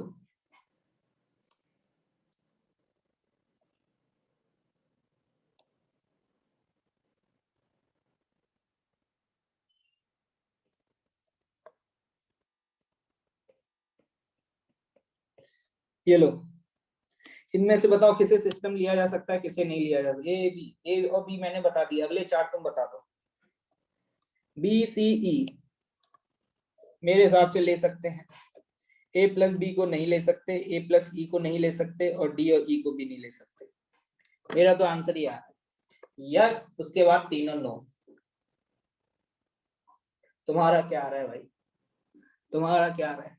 तुम्हारा भी सेम आ रहा है। अरे इतने होशियार थोड़ी हो तुम कि तुम्हारा भी सेम आ रहा है। कितने लोगों का भाई सेम आ रहा है?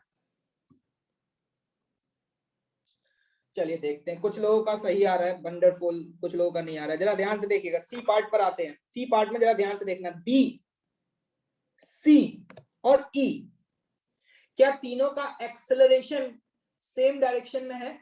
Along the positive x axis है।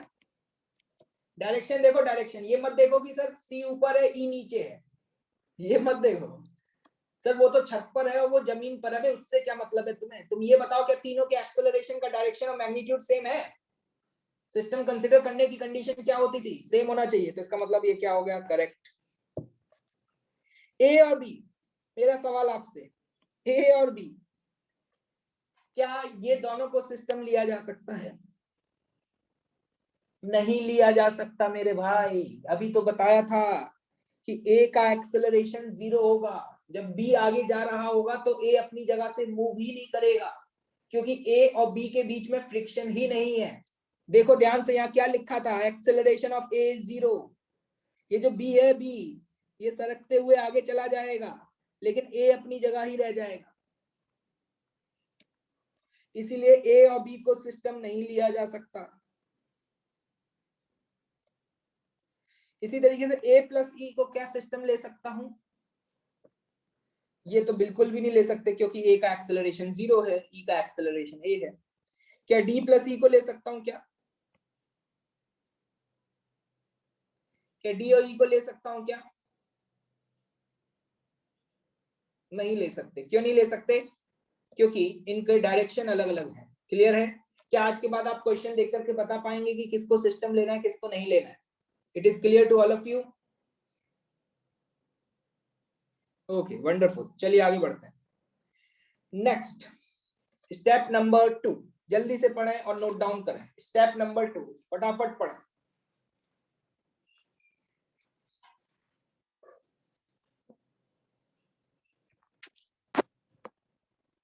अभी जितना पढ़ाया जा रहा है बस पढ़ते जाएं, डाउट्स ना पूछे मेरे से, है ना। 2 types of meaningful surrounding of system exist. First one, लिखें फटाफट, which are in contact, and system 2, which are responsible to produce the force field.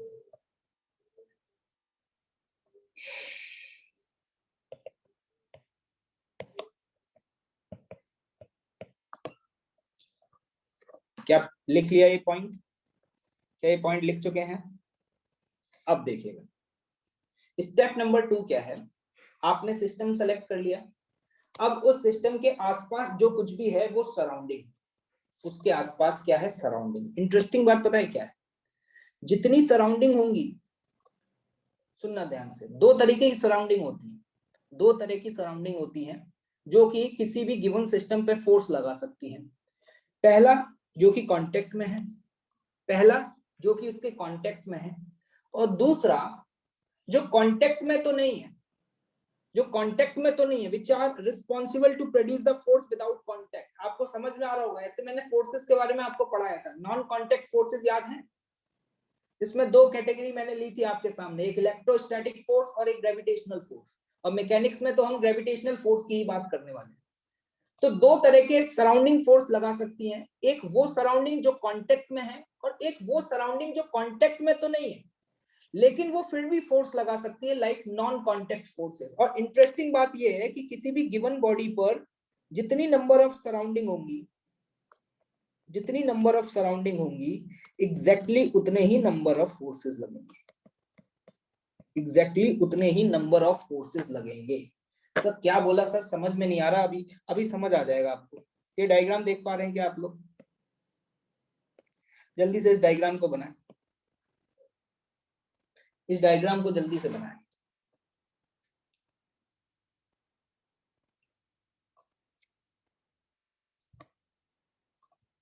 अपूर्व बेटा डायग्राम बना लो, नहीं तो सुंदर तो तुम्हें बना देंगे हम।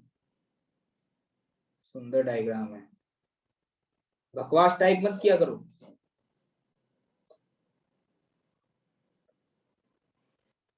Okay let's see. देखिए सिंपल सा सवाल, बाद में नोट करते रहिएगा। सवाल जो मैं आपसे पूछ रहा हूँ वो ध्यान से सुनिएगा। आप यहाँ पे देख पा रहे हैं आपको कितने ब्लॉक दिखाई दे रहे हैं? A B C D. क्या टोटल नंबर ऑफ ब्लॉक्स आपको 4 दिखाई दे रहे हैं? ठीक है। यहाँ पर ये बिल्लू है आपका, ये बिल्लू ब्लॉक ए पे फोर्स लगा रहा है, ये बिल्लू ब्लॉक ए पे फोर्स लगा रहा है। क्या आप देख पा रहे हैं? अब मेरा सबसे पहला सवाल ये है कि जो आपको सी दिखाई दे रहा है, सी ब्लॉक, उस सी के लिए कौन कौन सराउंडिंग है, या मैं आपसे पूछूं कि सी के ऊपर कौन कौन फोर्स लगाएगा। तो सबसे पहला सवाल, सी किसके कांटेक्ट में है? क्या सी ए के कांटेक्ट में है? क्या सी ए के कांटेक्ट में है? नहीं है। क्या बिल्लू के कांटेक्ट में है? क्या सी बिल्लू के कांटेक्ट में है? नहीं है। क्या डी के कांटेक्ट में है? नहीं है। तो जल्दी बताओ सी किस किस के कांटेक्ट में है? सी सिर्फ और सिर्फ बी के कांटेक्ट में है, और एक और है जिसके कांटेक्ट में तो नहीं है लेकिन उसका फोर्स लगेगा, नॉन कांटेक्ट फोर्स। कौन? अर्थ। कौन? अर्थ। तो क्या मैं ये बोल सकता हूं कि सी पे टोटल नंबर ऑफ फोर्सेस कितने लगेंगे? सी पे सिर्फ और सिर्फ 2 ही लोग फोर्स लगा सकते हैं, एक बी और अर्थ। क्या इसके अलावा और कोई लगाएगा? ये बताओ, ये बात समझ आई या नहीं आई? अब मेरा अगला सवाल आपसे, अगला सवाल मेरा कर पाओगे? डी के ऊपर, डी के ऊपर कितने नंबर ऑफ फोर्सेस लगेंगे, या डी के लिए कितनी नंबर ऑफ सराउंडिंग्स? डी के लिए कितनी नंबर ऑफ सराउंडिंग है? कुछ लोगों का जवाब 2 आ रहा है, कुछ का 1 आ रहा है, कुछ का 3 आ रहा है। बहुत गड़बड़ है भाई, बहुत गड़बड़ है। एक बात बताओ, किस किस के कांटेक्ट में? क्या डी बी के कांटेक्ट में है? क्या डी बी के कांटेक्ट में है? तो फोर्स कौन लगाएगा? बी लगाएगा। बहुत बढ़िया। क्या डी सरफेस के कांटेक्ट में भी है? क्या आपको जो सरफेस दिखाई दे रही है, क्या इसके कांटेक्ट में है? बिल्कुल है। और ये तो हो गए वो सराउंडिंग जिनके कांटेक्ट में है, जिनके कांटेक्ट में है वो फोर्स लगाएंगे। इसके अलावा एक और है जो दिख तो नहीं रहा लेकिन उसका फोर्स लगेगा, दैट इज व्हाट? अर्थ। क्या आपको ये समझ में आ रहा है कि डी पर अगर total number of forces represent करने हो तो कितने फोर्स लगेंगे? 3 फोर्स लगेंगे। कौन कौन लगाएगा? जो कांटेक्ट में है और अर्थ। क्लियर? क्या सीख गए? क्या सीख गए भाई?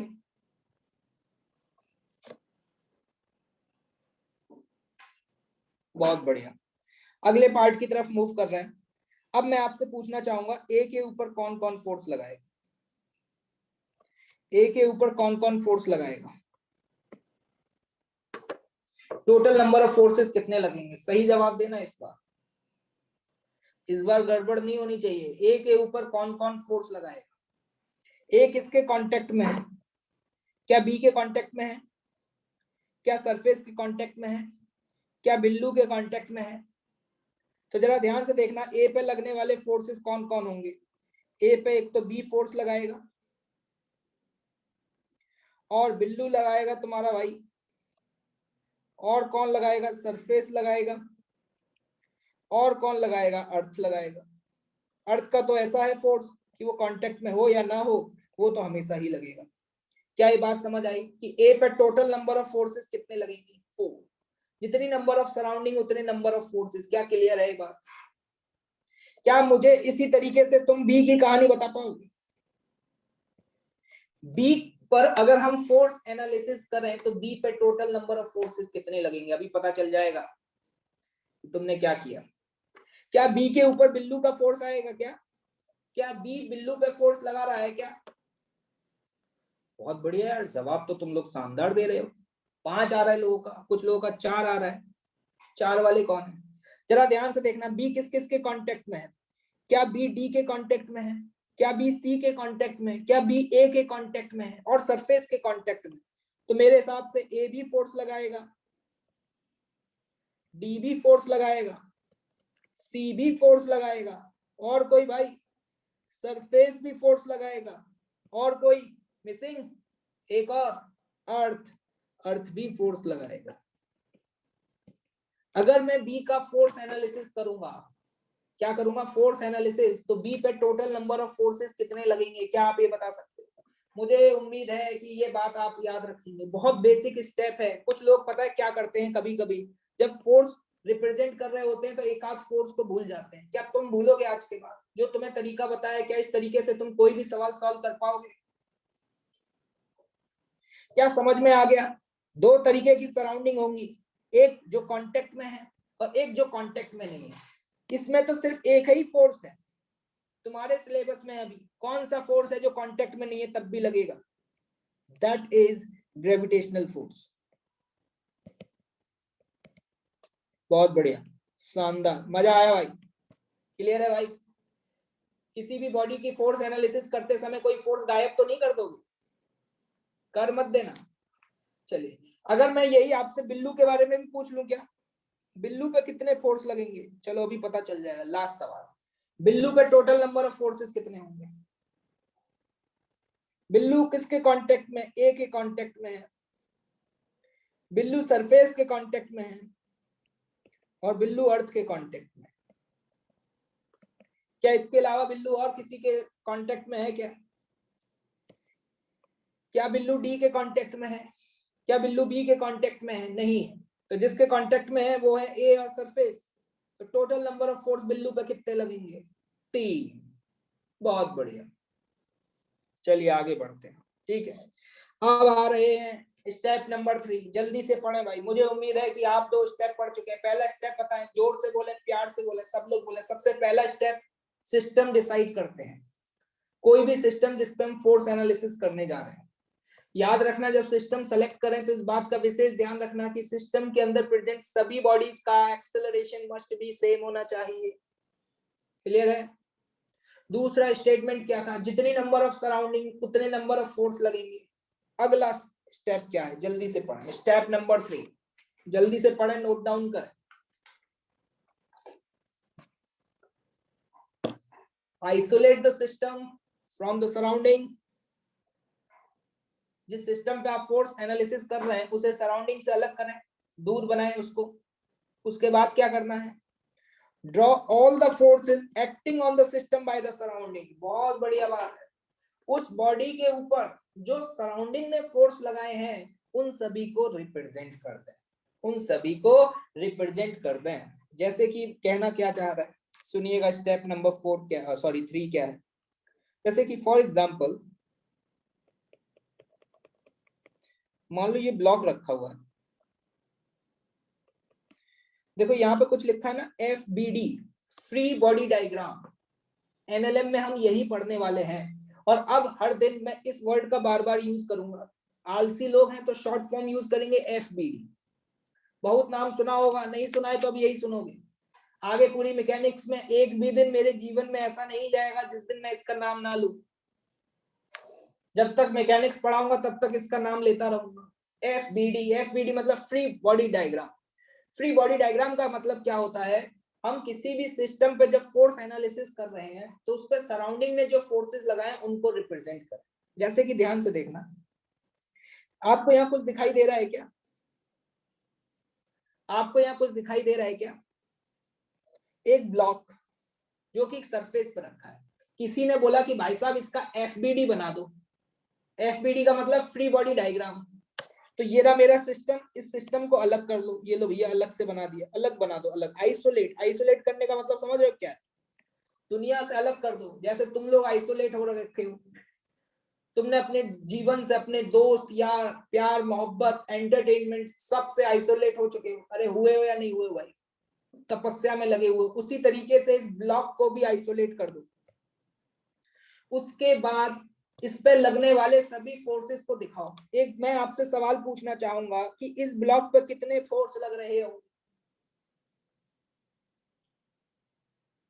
क्या मैं बोल सकता हूं कि दो फोर्स लग रहे होंगे, एक सरफेस लगाएगा, सरफेस कौन सा फोर्स लगाएगा अगर सरफेस के कांटेक्ट में है, ये शायद हमने पढ़ा था।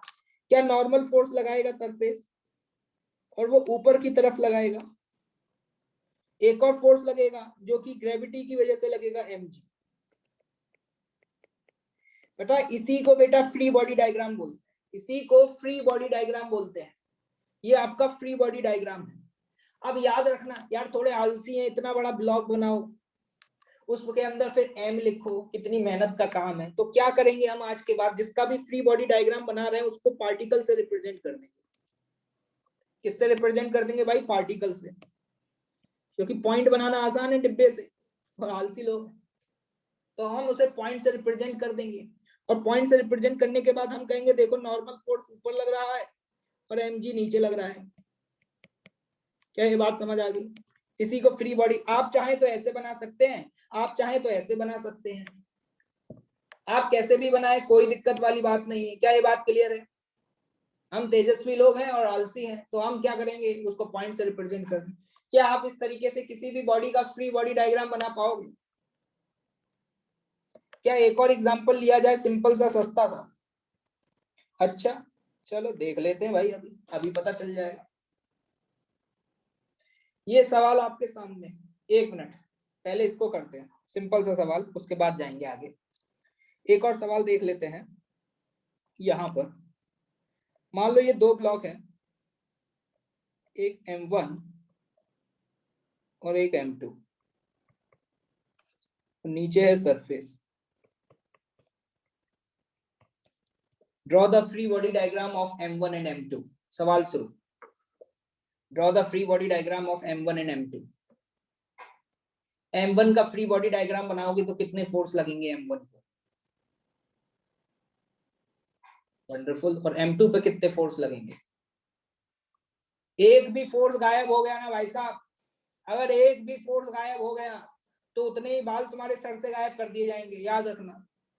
एक भी फोर्स गायब नहीं हो जाना चाहिए। तो मैं सारे स्टेप सिखा दिए। M1 का फ्री बॉडी डायग्राम बनाने जा रहा हूं, देखिएगा ध्यान से। M1 पे एक फोर्स लगेगा M2 की वजह से। क्या M2 के कांटेक्ट में है तो M2 की वजह से एक नॉर्मल फोर्स लगेगा भाई, इसको मैंने नाम दे दिया सपोज N1। और कोई फोर्स लगेगा क्या इसके अलावा?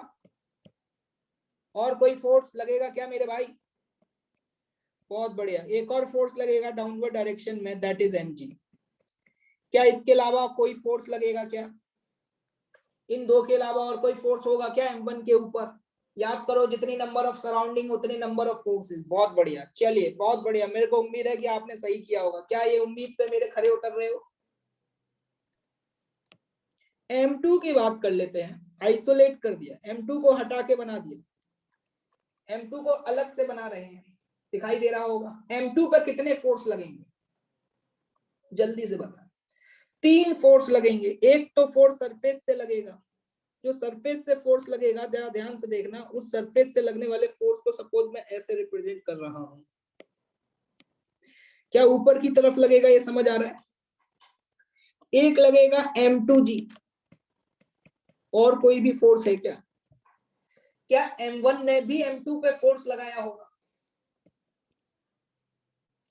किस दिशा में लगाएगा? क्या M1 यहाँ पे कांटेक्ट में है, इस पॉइंट पे कांटेक्ट में है, तो गारंटी है कि यहाँ पे यही फोर्स नीचे लगेगा। देखो पता है ये वैल्यू N1 ही होगी। एक्शन रिएक्शन पेयर जरा ध्यान से देखना, ये और इसको देखो, क्या ये दोनों एक्शन रिएक्शन पेयर होंगे? क्या ये दोनों एक्शन रिएक्शन पेयर होंगे? ये फोर्स N1 किसने लगाया था? M2 ने M1 पे लगाया था, तो M1 भी तो M2 पे N1 लगाएगा ना, Newton third law action and reaction. क्या ये किसी का सही है मेरे भाइयों? क्या ये किसी का सही है मेरे भाइयों? बहुत बढ़िया। अगर इसी को डॉट से रिप्रेजेंट करना चाहते हो, डॉट से, तो डॉट से आलसी लोग कैसे रिप्रेजेंट करेंगे? N1 ऊपर, M1G नीचे, और इस पे डॉट बना लो। अब इस पे क्या ना, एक ही लाइन पे दो तीन फोर्स आ रहे हैं, तो ऐसे बना के दिखा देना, ठीक है? देखो ध्यान से, क्या N1 नीचे लग रहा है? और एक और फोर्स लग रहा है नीचे, दैट इज व्हाट M2G, और ऊपर की तरफ लग रहा है NS। खत्म भाई। NS किसका फोर्स है? NS is the force due to the surface, force due to the surface. क्या क्लियर है? चलिए, फ्री बॉडी डायग्राम अभी तो हम बहुत सिंपल सिंपल देख रहे हैं। अगला एक और स्टेप यहाँ पे बाकी है जो कि मैं आपको बताना चाहूंगा, स्टेप नंबर 4, जो कि अभी हमने छोड़ दिया था, उसको नोट डाउन करें। स्टेप नंबर 4 क्या है? Define the axis and write down the equations corresponding to Newton's second law।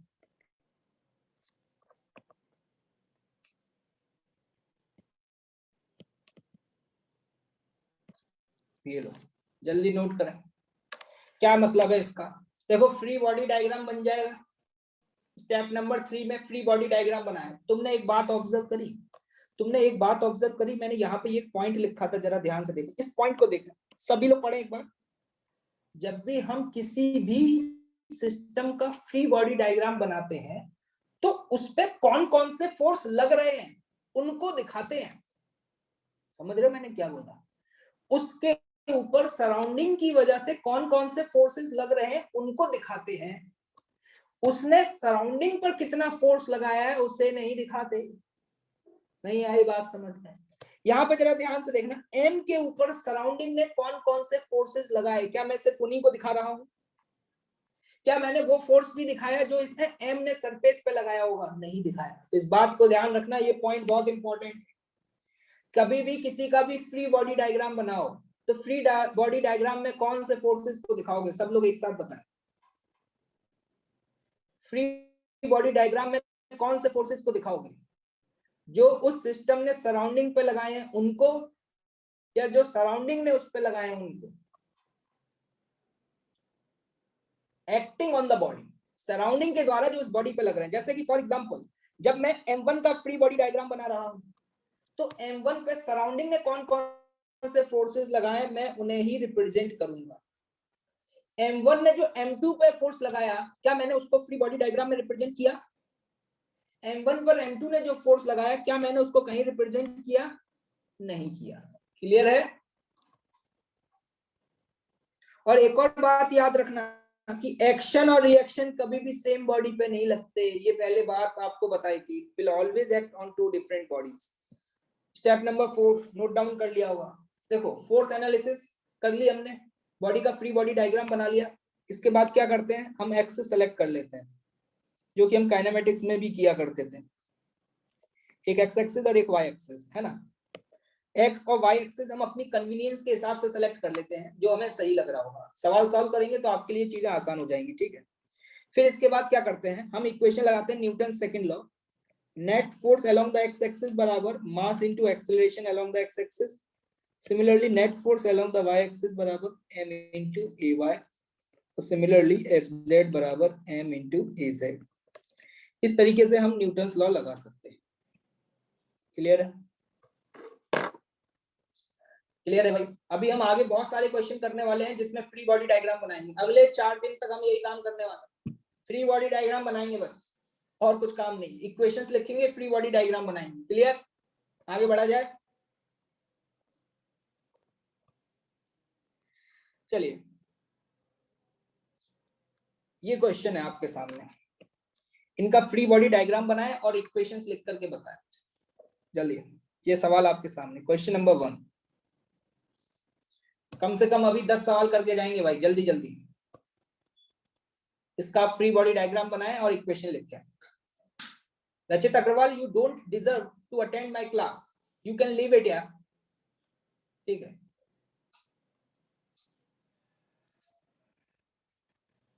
आप जा सकते हैं क्लास छोड़ करके। क्या बना लिया है? जिन लोगों से पहला हो जाए वो दूसरा सवाल करना शुरू कर देना। फ्री बॉडी डायग्राम बनाओ फटाफट। ये लो 2 सवाल आपके सामने लिखे हुए हैं और इक्वेशंस लिखो फटाफट। क्वेश्चन कर करके समझ में आएगा। थ्योरेटिकल पार्ट पढ़ लिया है, अब क्वेश्चंस की प्रैक्टिस करेंगे तो सारी चीजें क्लियर होती चली जाएंगी। ये पहला क्वेश्चन, ये दूसरा क्वेश्चन देखिएगा। पहला क्वेश्चन मैं ब्लॉक बना दूं 2 kg का।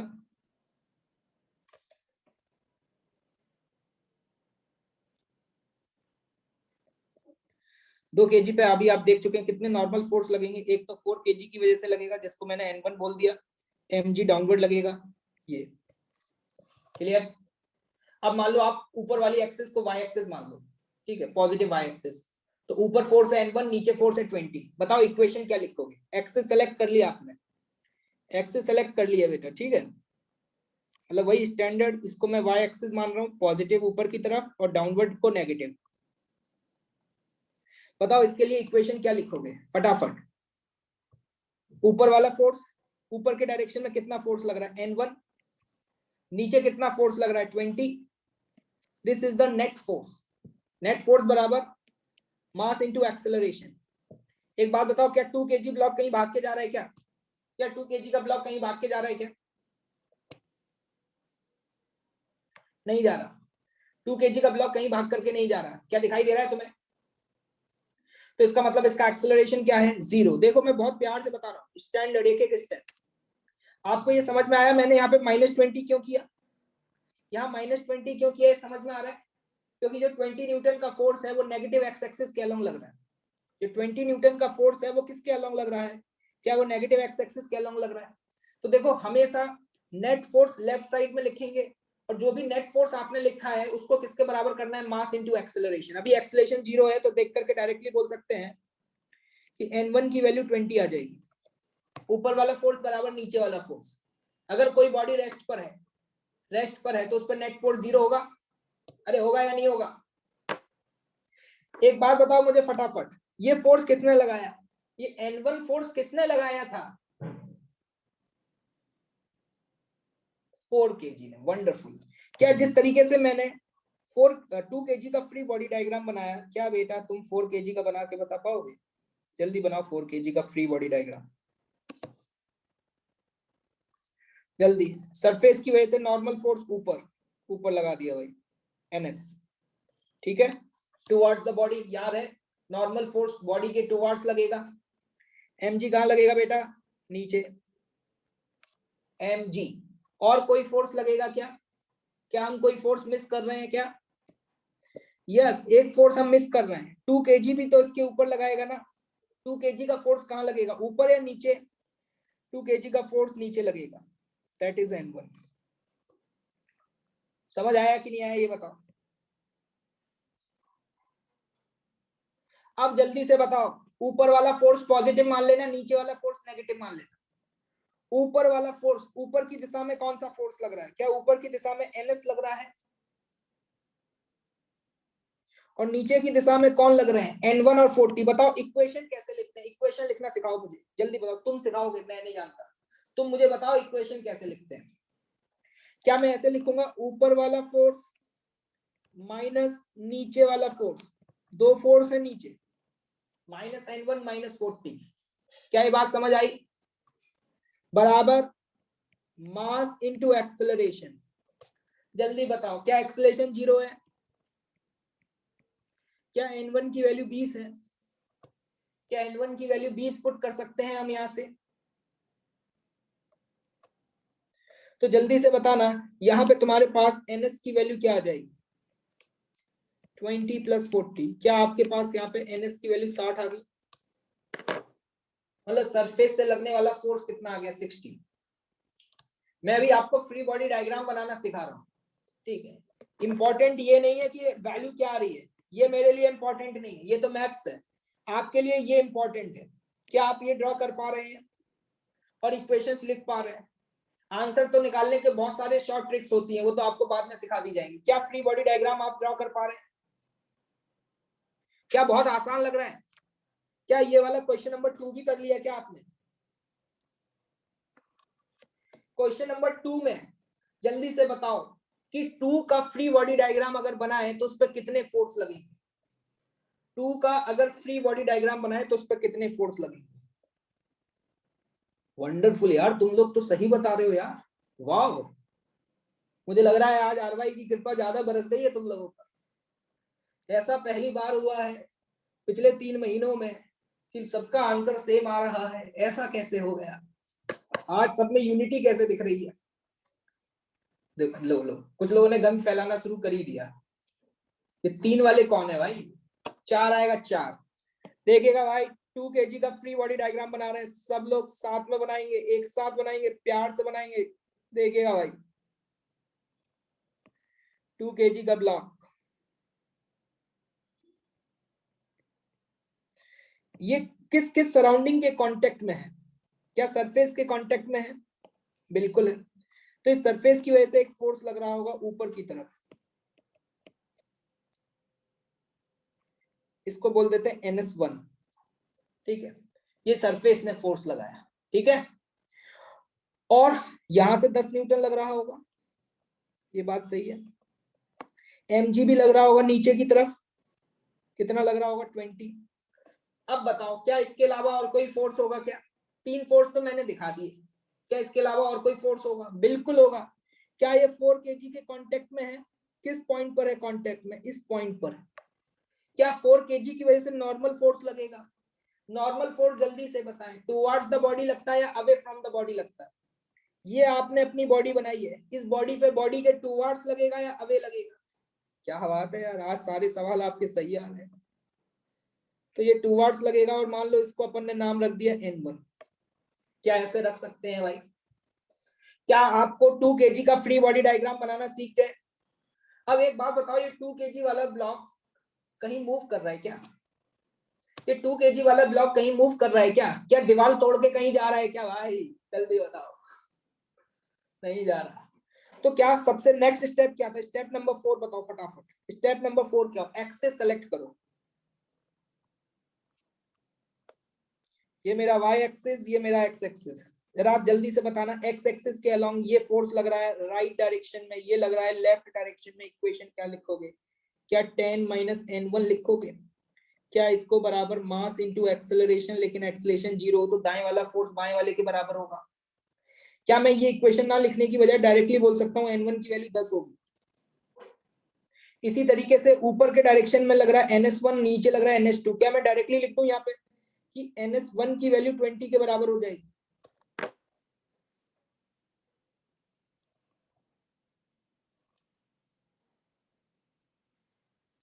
ये समझ में आया कि मैंने यहाँ पे N1 को माइनस करके क्यों लिखा था? ये क्या लिखा है? Net force. नेट फोर्स देखो, 10 आगे लग रहा है, N1 पीछे लग रहा है, तो कैसे लिखेंगे? 10 - N1, this is the net force बराबर मास इंटू एक्सेलरेशन। इस तरीके से एक बात बताओ, यहां से ये क्या बोल सकते हैं? ये फोर्स 10 न्यूटन किसने लगाया है किस पर? 10 न्यूटन का फोर्स किसने किस पे लगाया है? 4 kg ने 2 kg पे लगाया है। एक और बता, जल्दी से भाई, जल्दी बताओ, समय बहुत कम है हमारे पास। 5 मिनट और लूंगा आपके। क्या आपके पास समय है भाई? समय हो या ना हो, मैं तो लूंगा भाई, है ना? क्योंकि भाई मुझे बहुत मजा आता है फ्री बॉडी डायग्राम बनाने में। 4 kg, 4 kg पे कौन कौन फोर्स लगा रहा है? 4 kg पे कितने लोग फोर्स लगा रहे हैं? मैं कहूंगा यहां से दीवार लगा रही है, जिसको मान लो N2 बोल दिया। नीचे से सरफेस लगा रही है, जिसको बोल दिया NS2। ठीक है, mg लग रहा है कितना? 40। ये समझ में आया कि दीवार का फोर्स क्यों लगा इस तरफ? और कोई फोर्स? क्या मैंने फ्री बॉडी डायग्राम सही बनाया है क्या? सही है क्या? नहीं भाई नहीं, जो बोल रहे हैं सही है वो गलत है भाई। ये अभी एक फोर्स गायब है भाई। क्या तुम्हें दिख रहा है कि 4 kg का कांटेक्ट 2 kg के साथ है? जब दो ब्लॉक कांटेक्ट में है तो क्या एक नॉर्मल कांटेक्ट फोर्स गायब कर दिया? जरा ध्यान से देखो, ये N1 जो लग रहा था, यही N1 इस पे उल्टा लगेगा। Action reaction pair towards the body. ये N1 और ये N1 क्या एक्शन रिएक्शन पेयर है मेरे गरीब भाई बंधु? बहुत बेसिक बेसिक सवाल कर रहे हैं। क्या अभी फ्री बॉडी डायग्राम सही बना है? बिल्कुल सही बना है। अब जल्दी से बताओ इक्वेशन क्या लिखोगे एक्स एक्सिस के अलोंग? ये ब्लॉक रेस्ट पर है, तो राइट वाला फोर्स लेफ्ट वाले के बराबर कर दो और ऊपर वाला फोर्स नीचे वाले के बराबर कर दो। क्या आप बोल सकते हो N1 बराबर N2 होगा और ऊपर वाला फोर्स नीचे वाले के बराबर होगा। ये लो भाई, क्या सवाल खत्म हो गया? क्या सवाल खत्म हो गया? क्या तुम्हें फ्री बॉडी डायग्राम बनाना आ गया? देखो देखो, वाह भाई वाह, ये सवाल मुझे बहुत अच्छा लगा। एक गरीब भाई बंधु हमारे बहुत तेजस्वी ये पूछ रहे हैं कि सर ये 4 kg पे 10 न्यूटन वाला फोर्स क्यों नहीं लगाया? ये वही लोग हैं जो आरवाई सर के द्वारा जो स्टेप सिखाए गए थे उन स्टेप्स पे इन्होंने ध्यान नहीं दिया। आरवाई सर स्टेप्स ऐसे इसीलिए सिखाते हैं क्योंकि हमें पता है कि ऐसे नालायकों की कमी नहीं है। सुनिएगा सवाल, आप भी सुनिएगा भाई, गजब का सवाल पूछा है कि सर 4 kg पे 10 न्यूटन का फोर्स नहीं लगेगा क्या? अरे भैया, फोर्स वही लगा सकता है जो कांटेक्ट में है। ये बिल्लू भैया यहाँ पे 10 न्यूटन का फोर्स लगा रहे हैं, क्या बिल्लू भैया 4 kg के कांटेक्ट में है क्या? क्या लग रहा है आप ऊपर वाला सवाल भूल गए? जब बिल्लू भैया ए पे फोर्स लगा रहे थे तो क्या बी के ऊपर बिल्लू भैया का फोर्स लगा था क्या? भूल गए मुझे लग रहा है, गरीबी बहुत है। कोई दिक्कत नहीं, क्या अगला सवाल करने के लिए तैयार है? Once more. चलो, वाह भाई वाह, वाह भाई वाह, सवाल देखिएगा भाई। ये सवाल आपके सामने आपकी स्क्रीन पर है। यहाँ पर एक 2 kg का पार्टिकल है। कितने केजी का? 2 kg का।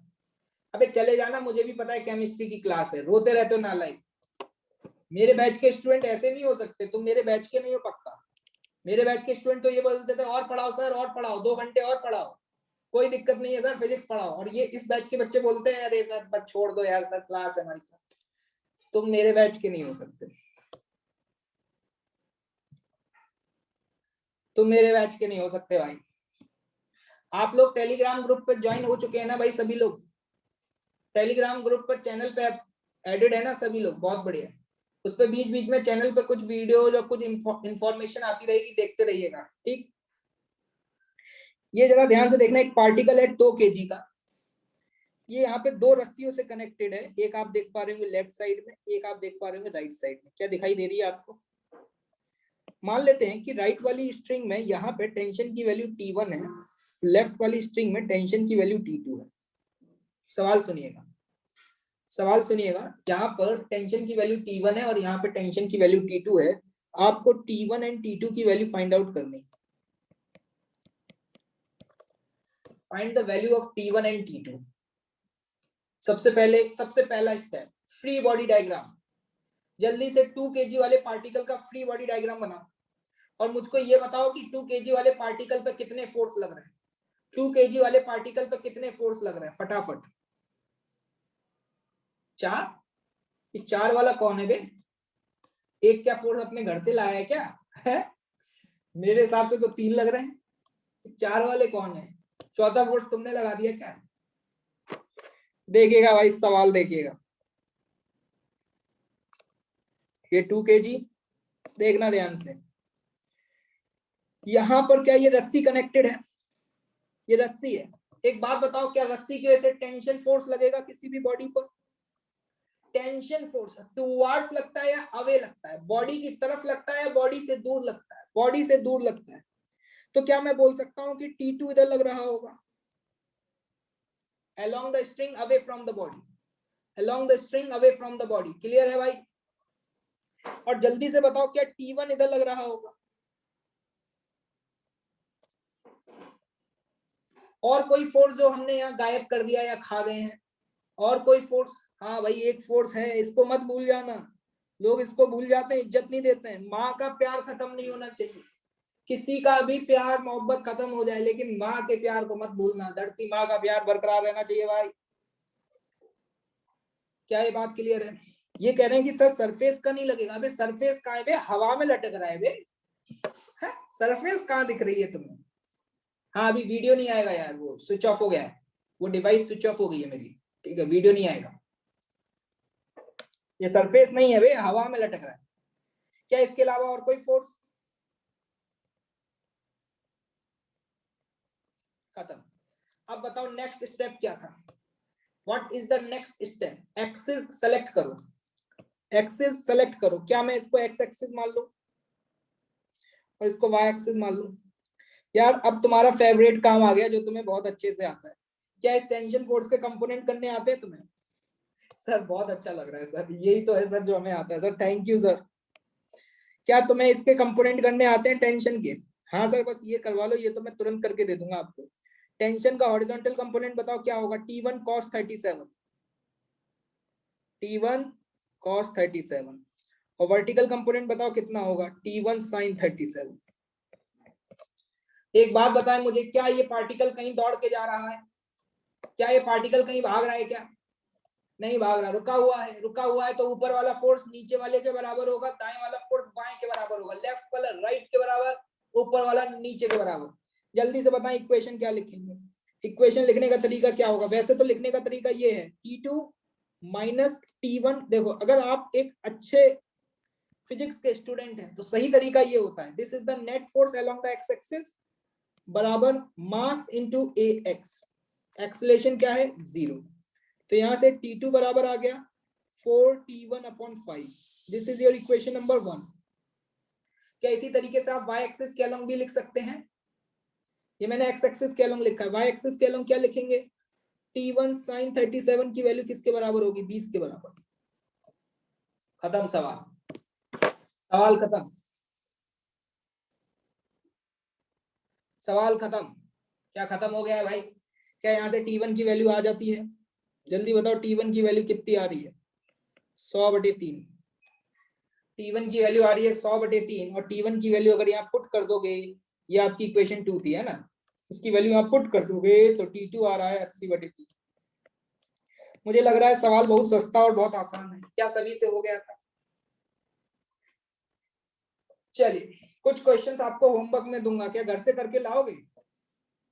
घर से करके लाओगे कि नहीं लाओगे? कुछ क्वेश्चंस हैं, भरे पड़े हैं यहाँ पे, बहुत सारे क्वेश्चन हैं, क्या घर से करके लाओगे इन क्वेश्चंस को? चलो ठीक है, तो कुछ क्वेश्चंस आपको घर से प्रैक्टिस के लिए दूंगा, इसके अलावा होमवर्क मैं आपका शेयर कर दूंगा, ठीक है? तो चलिए भाई, मुलाकात फिर अगली क्लास में होगी। समय हो चुका है केमिस्ट्री की क्लास का। नेक्स्ट क्लास के लिए मैं होमवर्क लिख दूंगा, कम से कम 5 से 6 क्वेश्चन दूंगा आपको, घर से करके लाने हैं, ठीक है भाई? आज की क्लास में मैंने बहुत फंडामेंटल चीजें बताई हैं, नेक्स्ट क्लास में अपन लोग और अच्छे लेवल के क्वेश्चंस को सॉल्व करेंगे। लेकिन कुछ लोग इन फंडामेंटल चीजों को इज्जत नहीं देते हैं, अपने एटीट्यूड में रहते हैं, उनको लगता है हाँ ये तो हमें आता है, और ऐसी बेवकूफी करने वाले लोगों को आगे जाकर के जेई एडवांस लेवल के क्वेश्चंस नहीं होते। Okay, so take care. किसकी क्लास है अभी आपकी? केमिस्ट्री में क्या चल रहा है? इनऑर्गेनिक, फिजिकल या ऑर्गेनिक? अच्छा इनऑर्गेनिक चल रहा है, उसमें तो बहुत याद करना पड़ता होगा। उसमें तो आपको sp3 hybridisation, sp3 डिहाइब्रिडाइजेशन, lone pair, ये वाला एंगल, वो वाला एंगल, यही सब चलता होगा। लेकिन केमिस्ट्री पढ़ते रहिएगा भाई, है ना?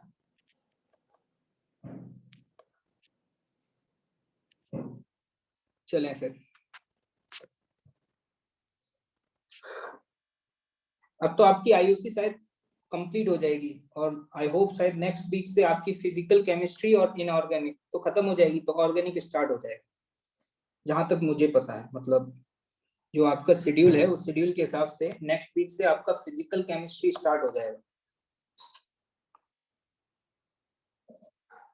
देखिए भाई मेरी एक बात याद रखिएगा, आज जो कुछ भी पढ़ा है वो है तो बहुत फंडामेंटल चीज है, बहुत टफ नहीं है। लेकिन भाई साहब अगर ये आपको आ गया ना, तो मैं गारंटी से बोल रहा हूं आपको कहीं कोई दिक्कत नहीं आएगी। तो आज का लेक्चर मेरे लिए बहुत इंपॉर्टेंट था। अब इसके बाद सिर्फ न्यूमेरिकल्स हैं, थ्योरेटिकल पार्ट हमारा कवर हो जाएगा। मतलब ये समझ लीजिए अब सिर्फ औपचारिकता है बाकी रह गई, औपचारिकता ही बाकी रह गई है। मेरी तरफ से तो ये मान लीजिए मुझे जितना पढ़ाना था पढ़ा दिया, अब तुम्हें एफर्ट मारना। अगली क्लास से बोरी भर भर के सवाल आएंगे और बस सवाल करते जाएंगे, करोगे या नहीं करोगे? चलिए ठीक है, टेक केयर, कल मुलाकात करते हैं फिर, meet you in the next class. सेहत का ध्यान रखें भाई, माहौल का मजा लेते रहे और पढ़ाई करते रहे।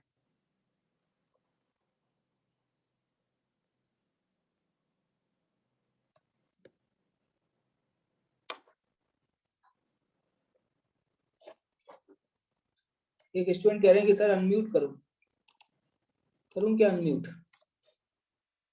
तुम लोग यार सब एक साथ मत बोलना सर, ठीक है, सिर्फ हैंड रेज करना।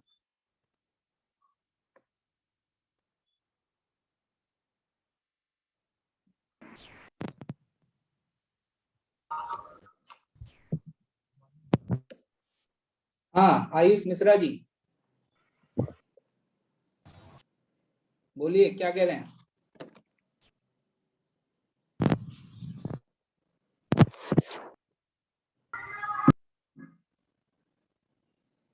कुछ नहीं कह रहे। वेदांत भूषण सर रेस नंबर 17 नहीं दिया है।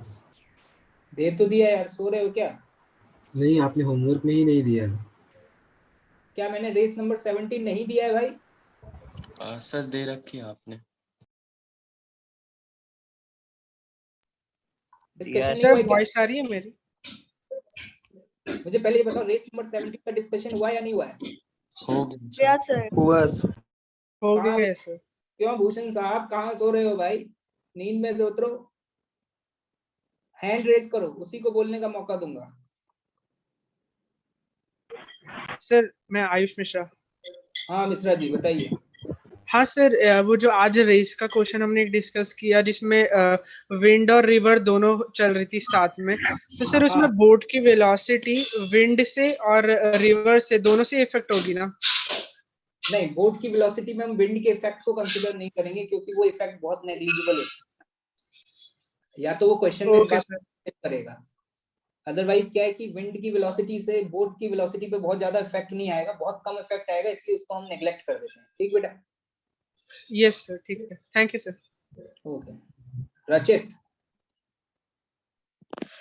Good morning sir. सर मैं बोल रहा हूँ कि सर आपने जो अभी ये स्ट्रिंग वाला क्वेश्चन करवाया, इसके सर जो आपने पहले वाला क्वेश्चन करवाया उसने आपने सरफेस में है ना, दोनों सरफेस S1 नीचे वाला सरफेस S1 लिया है या फिर ऊपर वाला सरफेस S2 लिया है, मतलब हॉरिजॉन्टल और वर्टिकल वाला? नहीं मैंने सही लिया है, तुम आराम से देखना। वो ग्राउंड सरफेस की वजह से जो फोर्स लग रहा है 2 kg वाली ब्लॉक पे, उसको मैंने NS1 बोला है, ठीक है? और जो 4 kg वाले ब्लॉक पे फोर्स लग रहा है ग्राउंड सरफेस से, उसको NS2 बोला है, ठीक? सर बट वो दोनों फोर्स तो, अच्छा सर समझ गया। सरफेस तो दोनों पे ही लगाएगा ना, 2 kg पे भी। Yes sir. ठीक है, okay. Anyone else? Hand raise करो तभी बोल दूंगा। क्या बात है यार, क्लास खत्म नहीं हुई? केमिस्ट्री वाली शुरू नहीं हो रही क्या तुम्हारी क्लास? Anyone else? और किसी को कोई डाउट, कुछ पूछना चाह रहा हो? Raise your hand. Devansh Singh. हाँ बेटा। यस सर, जो फोर्स होता है सर वो स्ट्रिंग के द्वारा ट्रांसफर होता है सर। Tension force? नहीं सर, जैसे हम लोग स्ट्रिंग पे फोर्स लगा रहे हैं तो सर वो हर जगह, अगर उससे जितने भी ऑब्जेक्ट जुड़े हुए हैं सारे उन पे सब पे फोर्स लगेगा। बिल्कुल बेटा, अगर आपने रस्सी में किसी एक पॉइंट पे फोर्स लगाया तो वो फोर्स वहां से ट्रांसफर होते हुए रस्सी के दूसरे एंड तक पहुंच जाएगा, अगर रस्सी टाइट है तो। और सर तो यहाँ पे टेंशन कैसे, मतलब सर टेंशन का भी यहाँ पे रोल है ट्रांसफर करने में? तो वही उसी फोर्स को तो टेंशन फोर्स बोल रहे हैं। रस्सी में जो फोर्स जनरेट हुआ जब आपने रस्सी को खींचा, उस समय रस्सी में जो फोर्स जनरेट हुआ उसी फोर्स को हम टेंशन फोर्स बोलते हैं। अच्छा सर, मतलब टेंशन फोर्स ट्रांसमिटिंग फोर्स है। हाँ बिल्कुल, मतलब। Thank you. Harsh Kumar. Sir आपसे थोड़ी एडवाइस चाहिए थी। अभी डाउट पूछ लेते, एडवाइस तो मैं रोज देता ही हूँ। नहीं सर, थोड़ी पर्सनल एडवाइस थी सर। पर्सनल कॉल करना भी, सबके सामने क्यों पूछ रहे हो पर्सनल? अभी ज्यादा पर्सनल हुआ ओके तो सर। क्लासमेट को पता नहीं चल जाएगा। Okay sir. ये पर्सनल बातें फोन पे करी जाएंगी, ठीक है? यहाँ पे आपकी वॉइस रिकॉर्ड हो जाएगी भाई, बेइज्जती क्यों करा रहे हो अपनी? नहीं सर, वैसी कोई बात नहीं है। नहीं फिर भी कॉल पे बात कर लेंगे, ठीक है? अभी मुझसे फिजिक्स के ओके डाउट। सर। निखिल राज। सर ट्रांसलेशनल मोशन में एक्सीलरेशन और वेलोसिटी दोनों सेम होना चाहिए ना? एक इंस्टेंट पे, उस इंस्टेंट पे, बिल्कुल। मतलब कोई भी एक इंस्टेंट पर अगर सेम दोनों होगा तो फिर ट्रांसलेशनल मोशन। बिल्कुल बेटा।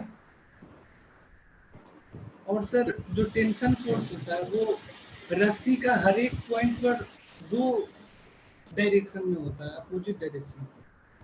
मतलब आप ऐसे समझ सकते हो, आप जिसको सिस्टम ले रहे हो, ठीक है, और उस सिस्टम में कहीं रस्सी कनेक्टेड है, तो रस्सी का फोर्स उस सिस्टम पर बाहर की तरफ लगेगा और रस्सी के अलग होगा। ओके सर, ठीक है। Harsh Dayal. Good morning sir. अरे बेटा गुड आफ्टरनून होने वाला। सर आपने जो सेकंड लास्ट क्वेश्चन करवाया उसमें 2 ब्लॉक है 2 kg और 4 kg का, लेकिन सरफेस दोनों का सर वर्टिकल वाला सेम है। तो सर आपका एक में 20 आ रहा है फोर्स, एक में 40 फोर्स आ रहा है, तो सर ऐसे 4 kg पे 40 का लग रहा है और 2 kg पे 20 का लग रहा है फोर्स, सर अलग अलग लग रहा है। देखो तुमने गलत देखा है, पहले तो तुम गलत सवाल पूछ रहे हो, तुमने ध्यान से पढ़ा नहीं है क्वेश्चन। पहली बात तो 4 kg के वर्टिकल वॉल्यूम, हाँ सर। नीचे से जो फोर्स लग रहे हैं वो तो ऑब्वियस से अलग अलग लगेंगे। नीचे से जो फोर्स लग रहा है वो वॉल में थोड़ी लगा है, वो तो ग्राउंड सरफेस ने लगाया है। सर तो वो जो ग्राउंड सरफेस ने लगाया तो 2 kg पे अलग लगाया, 4 kg पे अलग लगाया क्या? तो ऑब्वियस सी बात है, अलग ही तो लगाएगा भैया। 2 kg पे कम लगाएगा, 4 kg पे ज्यादा लगाएगा, तो चीज ज्यादा भारी होगी। यस सर, हमको लगा सेम सरफेस है तो सर फोर्स सेम होना चाहिए वैसा। अरे क्यों भाई, अगर कोई, अरे ये कौन है, म्यूट करो यार, जानते बच्चा लोग भी भूखा खाना तो टेंशन लग रहा था। Mute all. हाँ देखो मेरी बात सुनो भाई, सरफेस हर बॉडी पे सेम फोर्स क्यों लगाएगा? जो भाई भारी है, कोई कद्दू जैसा हो रखा है 100 किलो का है, तो उस पर सरफेस ज्यादा फोर्स लगाएगी। अब कोई 100 kg का आदमी जमीन पे खड़ा हुआ है तो उस पर जमीन की वजह से जो फोर्स लगेगा वो mg लगेगा। mg कितना होगा? 100 × g, तो ज्यादा आएगा। देखा नहीं है कोई मोटा भाई अगर नाले में गिर जाए तो धंस जाएगा नीचे। क्यों धंस जाता है? क्योंकि उस पर फोर्स ज्यादा लगेगा। बराबर क्यों लगाएगी सरफेस दोनों पे फोर्स? ये किसने पढ़ाया था तुम्हें? मैंने तो नहीं पढ़ाया तुम लोगों को, पता नहीं कहाँ पढ़ के आए थे। मैंने कहीं ये स्टेटमेंट बोला कि सरफेस दोनों पे सेम फोर्स लगाएगा? सर यूट्यूब पे देखा होगा। मुझे भी ठीक लग रहा है। नहीं सर, कंफ्यूजन क्रिएट हो गया सर, यूट्यूब पे नहीं देखते सर। चलो ठीक है, कोई बात नहीं। और कोई बात? सर बराबर जैसे फोर्स अगर आपने लगेगी बताया तो था, सर जैसे आपने बताया था कि है ना every action has a equal and opposite reaction, तो सर जैसे अर्थ अपन पर फोर्स लगाती है तो सर ऐसे तो अपन भी अर्थ पर फोर्स लगाता है, तो सर ऐसे तो अर्थ को भी थोड़ा ऊपर आ जाना चाहिए। अरे भाई, अर्थ का मास कितना है पहली बात। दूसरी बात, अर्थ पे सिर्फ तुम ही फोर्स लगा रहे हो, तुम्हारे जैसे करोड़ों लोग फोर्स लगा रहे हैं और हर दिशा से फोर्स लग रहा है? पहले ये बताओ, अर्थ पे तुम धरती माँ का प्यार तुम्हारे लिए कुछ खास है क्या? धरती माँ का प्यार तो सभी पे बरस रहा होगा ना। अर्थ का फोर्स तो कोई लगा रहा है। और इवन तुम ही नहीं, जो बाहर बॉडीज हैं, तो इस गैलेक्सी में जितनी भी बॉडीज हैं वो सारी बॉडीज फोर्स लगा रही हैं, और उन सबका फोर्स तो 0 आ रहा होगा। ये देखो ये अनम्यूट करके ये है तरीका। हैप्पी बर्थडे करवा लो नालायक उसको। चलो भाई अब बंद करते हैं, ठीक है, डिस्टरबेंस ज्यादा शुरू हो गया।